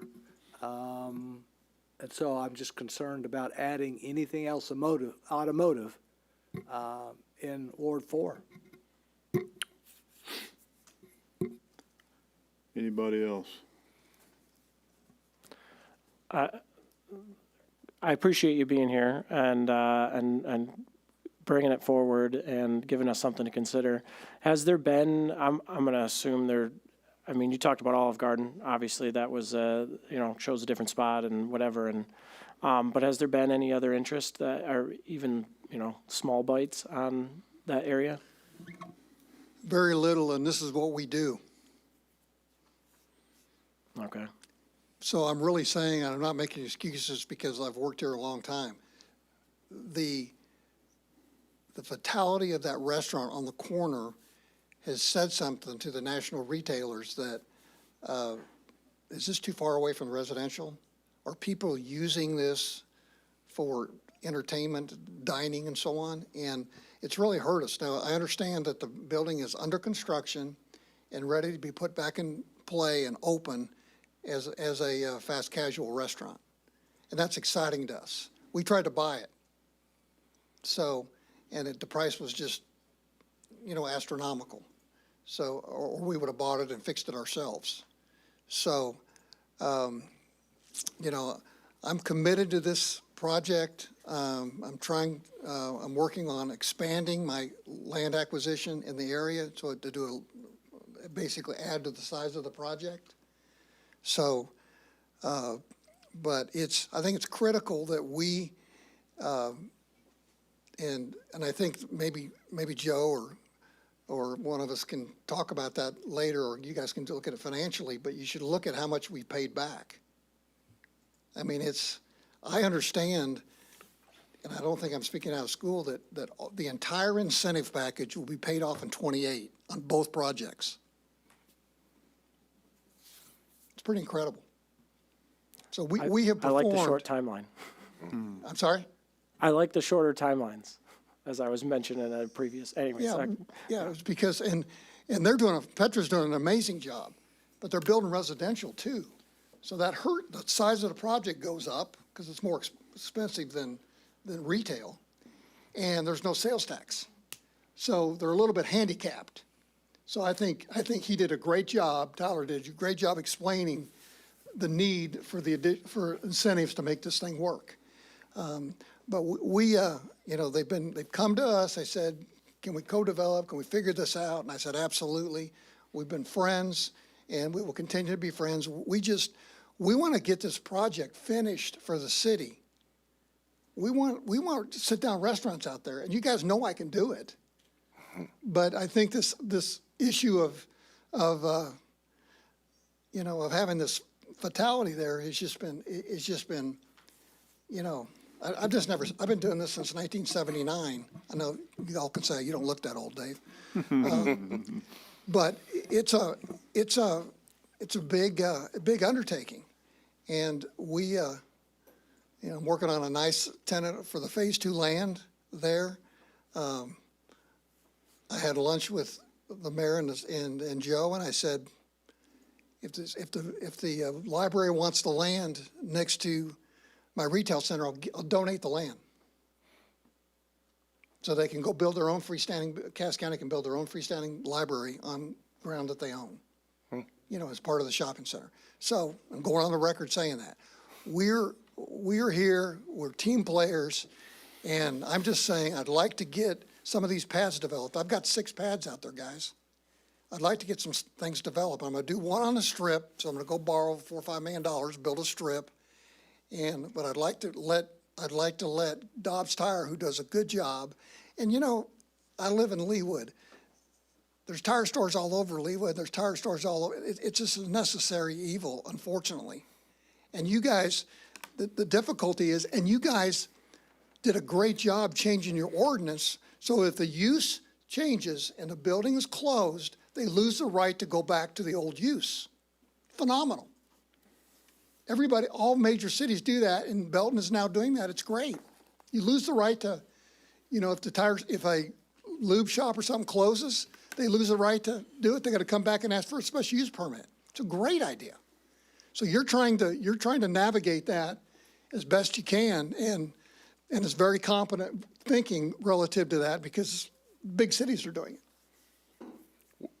Where is the closest Dobbs Tire? I just tried to look it up. I'm not sure. They're from they're based in St. Louis. Okay, so they're breaking to this side of the Yes. Missouri. Yes. Anybody else? Thank you. Thanks. Thank you all for your courtesy. Appreciate it.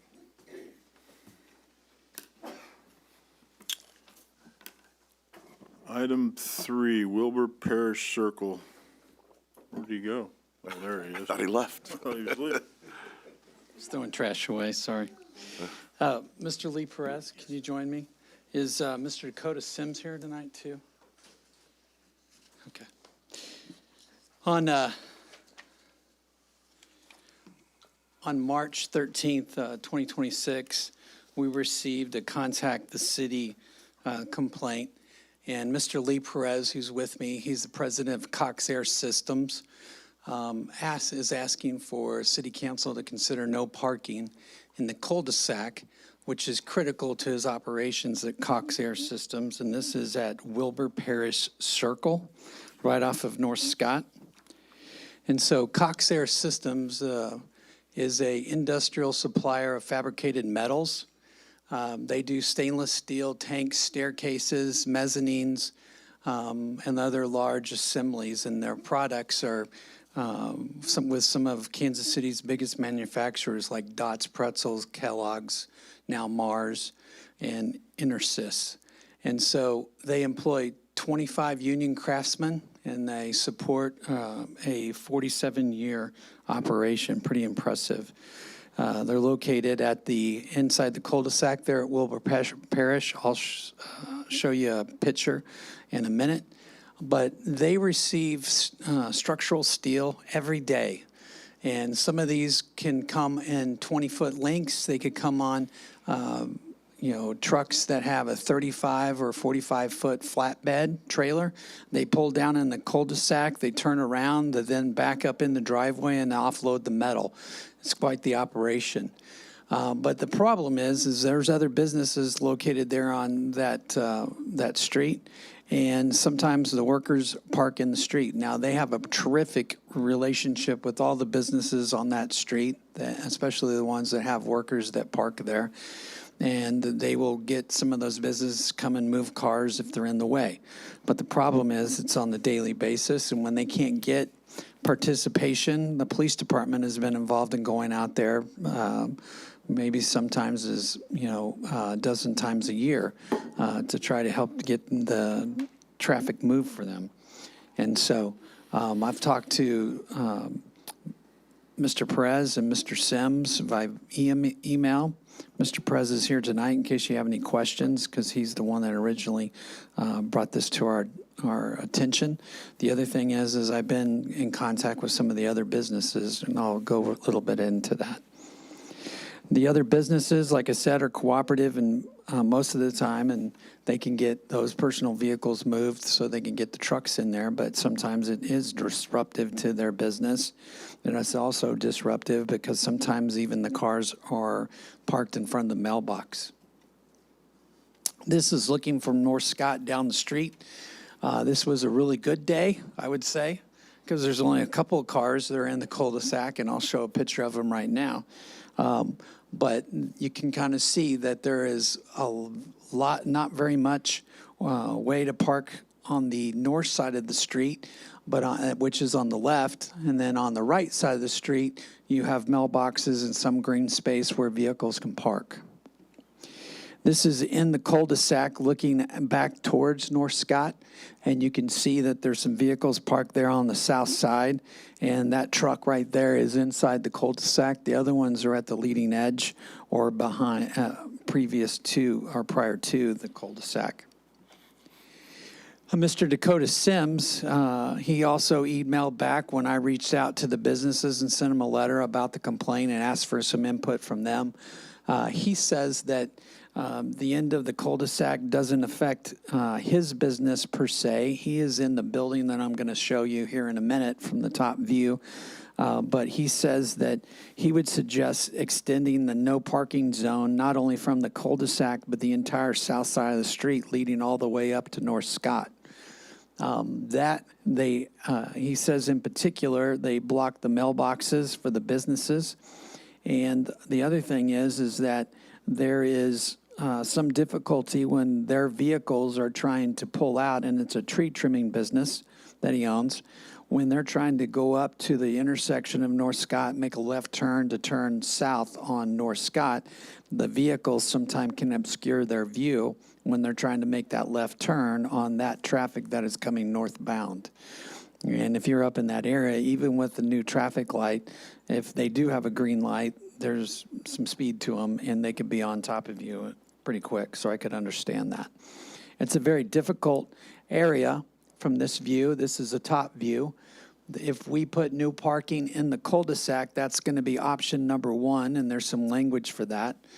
And so you can see to the north there, in the middle of that, the top of the slide, there's a white building, and it looks kind of like an upside down L. You have a tree removal business in there.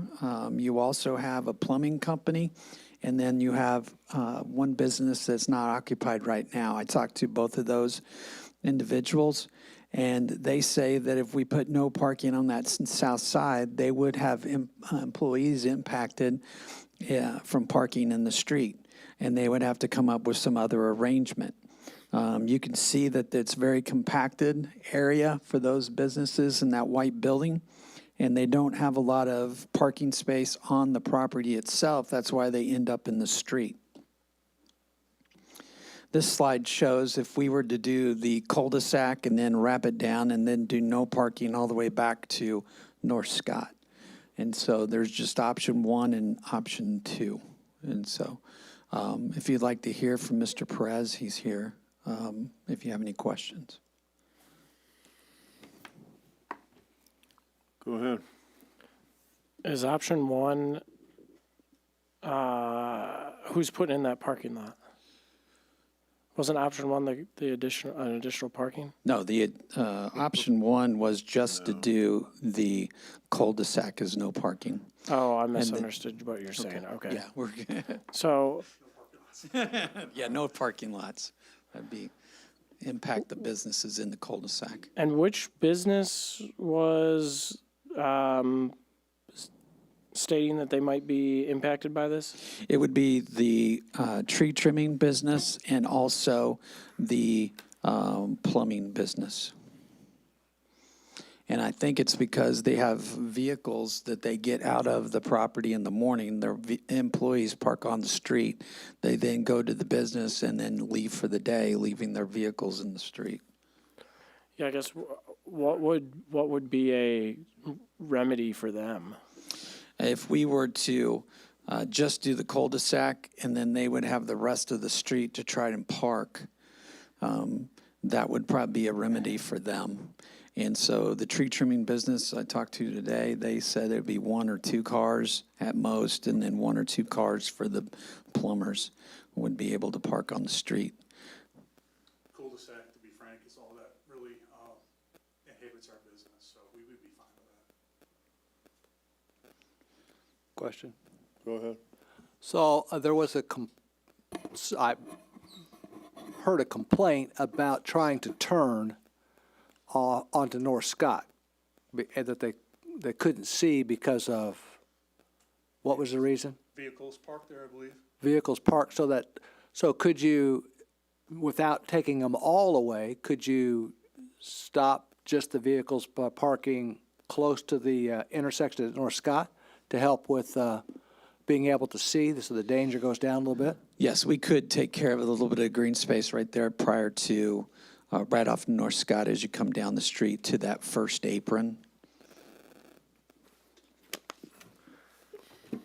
Go ahead. And then one of the businesses said there was an issue with the mailboxes, parking in front of the mailboxes. Right. Okay, so was that, on the second proposal for going further up the street, would that solve that problem? Yeah, that problem is probably going to still exist. If you look at the overhead picture, there's a white truck in the middle across. It's basically just north of those storage sheds. There's a white truck or white vehicle there. And then there, it looks like a tree. I think that's where the mailboxes are. And so that's the biggest green space on that street. And it would be very difficult for us to allow parking there without, and still give access to those mailboxes. That would probably be giving up at least a car length. Go ahead. On the south side of the Wilbur Parish Circle, Yes. there's 2 containers sitting there, is that correct? I think in this picture there, yeah, there is. This is from Google, so I don't know what time of year or when this photo happened. So have they got a permit to have those there? The containers? Yeah.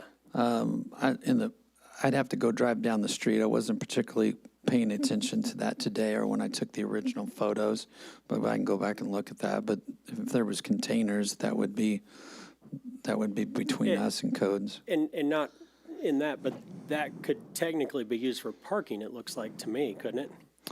You mean on the property?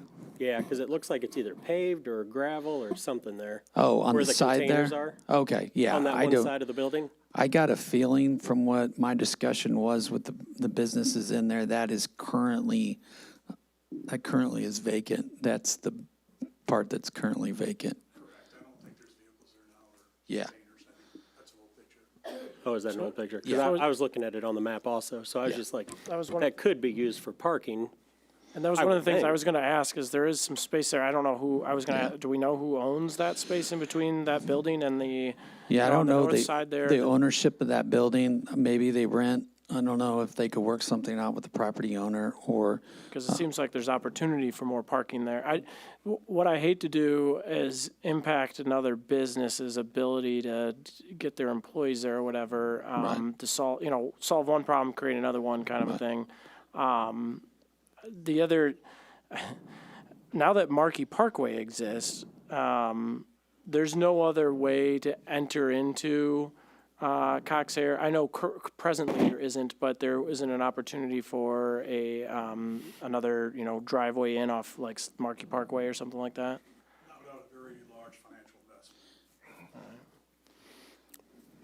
investment. We wouldn't want that off of Markey Parkway either, would we?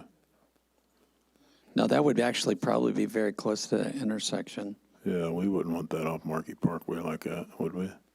We looked at having a road come off Markey Parkway up that way before. There's also a large grade difference there. And so in order That to is make true. something work in there, you're going to have to probably go further to the east. And we looked at ways to make it work, but it's just very difficult. That one piece of property is owned by one investment group, so the buildings and that piece of property where those containers are, or if they're not there. It looks like you could use that for a lot of parking to me, but, which would help eliminate some of the parking out in the street, but. I would imagine the original uses of these buildings were for another business or other businesses than what they are for now. And so, but they're all personally owned businesses that do very well. And this is a very busy street in our town as far as almost everything there is occupied. I got one. Go ahead. Matt, how does a business not have enough parking for their employees? This must have been before our time, right? Yeah, I mean, most of this was developed in the 70s and 80s, so Okay. there's probably a lot of legal non-conforming parking situations there that we just try to address as properties redevelop or they make additions. Gotcha. Just for clarification, Mr. Perez, you would be satisfied if the cul-de-sac was no parking. You didn't necessarily have to have any further up the street. Is that, okay, thank you. Go ahead. I hate to say this. Don't. There's a lot of streets that have no parking signs. And right underneath the no parking signs are cars. And so, in addition to putting up signs, you're still going to be spending time going over there and doing things because people are going to park there anyway. So, what kind of enforcement difference will there be? It's one of those things where we would actually proactively come through this area for several months, just proactively trying to make sure that everybody understands there's no parking there. And then at some point, if there was a vehicle out there, it would just be a call to service, and we would go out there and dispatch an officer. It's a very easy ticket to write in regards to no parking because it's in code that this area is no parking, and we write the ticket, and we can actually tow the vehicle if we can't get the owner to come and get it. So it's pretty much prima facie. But when you have a situation like blocking mailboxes and, it's really hard to get people to move their vehicles because they can park there. It's very inconvenient for the mail service. The other thing is that parking in front of a fire hydrant, we can do something with that right away. A lot of times just writing a ticket and rolling off doesn't help anybody because this car's still parked there. And people sometimes will accumulate many parking violations before there'll actually be some type of action towards them. But we're a little bit more proactive than you would find a bigger city that just writes the ticket and rolls off and leaves the vehicle there. Anybody else? All right, thank you. Thanks. All right. Did we need to provide a recommendation for this to come forward to us next? I mean, from a process standpoint, or I'm assuming? It would be helpful if you guys do prefer one or the other or neither, then to give us that kind of feedback. That way we Well, can can prepare we an with- ordinance if we decide to. If we're looking at that additional area where there might be or might not be containers there, that would influence, wouldn't it? Because I'm for blocking off, but I'm also for blocking off by North Scott when they can't see, because that's kind of dangerous. All right, clear as mud. Well, Yeah. I mean, if he's satisfied with the cul-de-sac Yeah. enough, then if that's what satisfies him, then that makes sense. I mean, he's the one here asking for it, right? Yeah. Yeah. So If that's the direction we if can, that's and what he's, I'd like to start with the cul-de-sac. Yeah, Start- start with let's the just do cul-de-sac, that. and see what we can then we do. can start with the cul-de-sac, and we can also take a look at that little intersection if Yeah. it makes sense to draw out a 10 or 15 or 20-foot barrier Yeah. from the corner. I mean, if that's what he says he can get his trucks in to do, then Yeah. that's what, Okay. All right, I think we have our marching orders. All right, item 4, Spanish Villa, Mill Valley. Yeah, your seat says a handout, double-sided for both work session items here. The first one is for Spanish Villa Mill Valley, which is south of Mill Street, west of Lacey, and north of Sunrise. So the city acquired this property about 5 years ago, and the stormwater detention on kind of the west half of that has been completed. So this is something we've been working on for several years, and we're now at the point where we can go ahead and vacate the undeveloped portion of the Spanish Villa subdivision there that's outlined in orange on the aerial, and then replat that into 2 tracts. The west tract, Tract A, will remain the city's property for a drainage easement over the existing stormwater detention area. And then Tract B is a piece of property that we would eventually put an RFP out for single-family home development. Utilities have already been contacted for this, and we've made a few revisions to the plat. Several utilities have been utilizing the easement at the back of the lots along Lacey and along Sunrise, so we've accommodated those. And this is scheduled to come before Planning Commission in June. Any questions? Go ahead. There's a creek there right now in Track A, is that correct? I don't know if Yeah, there's a I'll- creek, I think it's all Or a been. drainage ditch? That's where the detention basin is. Yeah, so the. No, so when you say detention basin, that's, I guess, because I guess where my question's going is Tract A has quite the funky, shape, right? And so I'm trying to understand, like, is that all, like with the rain that we just had and the flooding we just had all, all across the whole region, is that the area we typically would see that would get wet with a huge storm like that? So the area you're talking about, because I don't know A and B, so I assume that's the western tract. Yes, Track A is west. yes, Track A is west. So that, all the area that's in that, the reason it's in that weird shape is because that's where the floodplain exists at it. Because, this is a 2D view, but in reality, it's a 3D hill. And so everything that's in the floodplain area remains, and that's in that flood that the dam holds up, that's what that area is. You can't build a house in that. Okay, that's what I needed to understand, because it's just it's a weird shape, and it's going to likely hinder what we can get from an RFP, I assume. But it's obviously still needs to be done. I'm not suggesting that, we ignore flooding. But just thinking ahead. Anybody else? You said the magic word, single-family housing, I'm for it. Everybody okay with this? All right. Item 5, the plateau. All right, and then on the backside is the Plateau, which started development back in 2003, and then completed the first phase of about 50 homes, and then has been for sale for a number of years. It's finally under contract, and a developer submitted a revised preliminary plat for the remaining phases of the development. Previously, this was going to be a 5-phase subdivision. They've condensed that down into 2.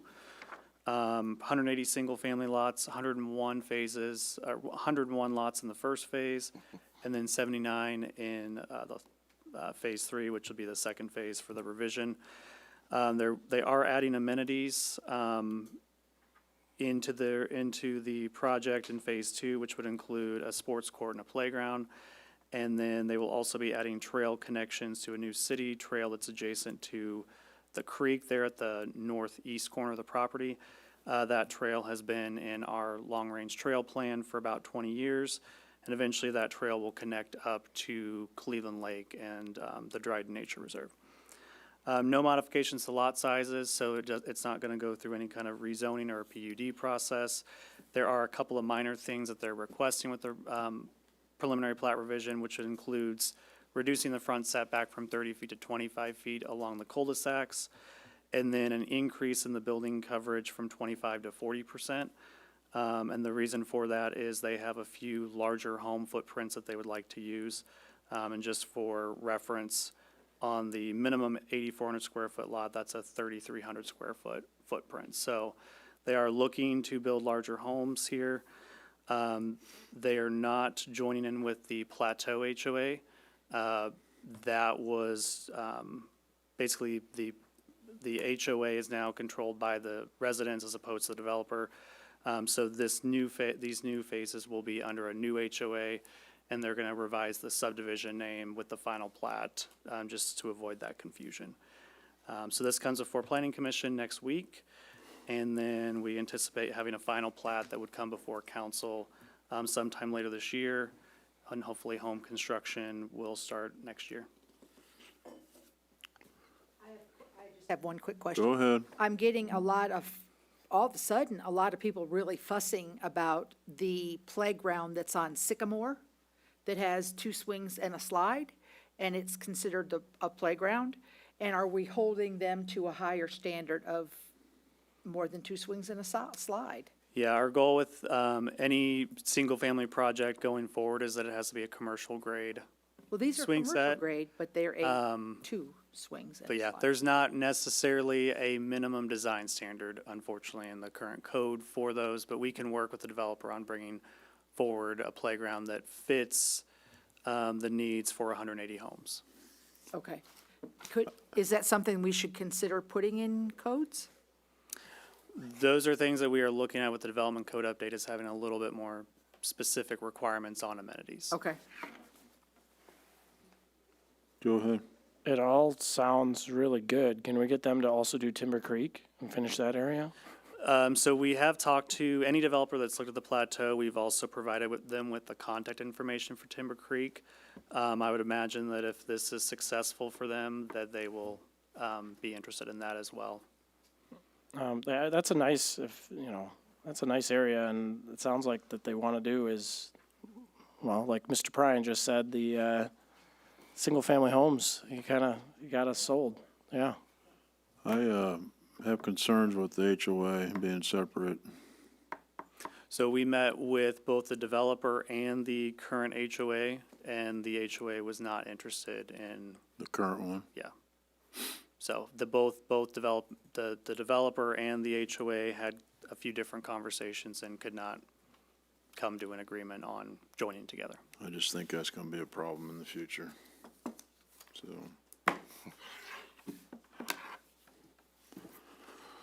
Anybody else? Ready? No, we got one, yeah, done, go. Motion to adjourn. Second. A motion is second to adjourn.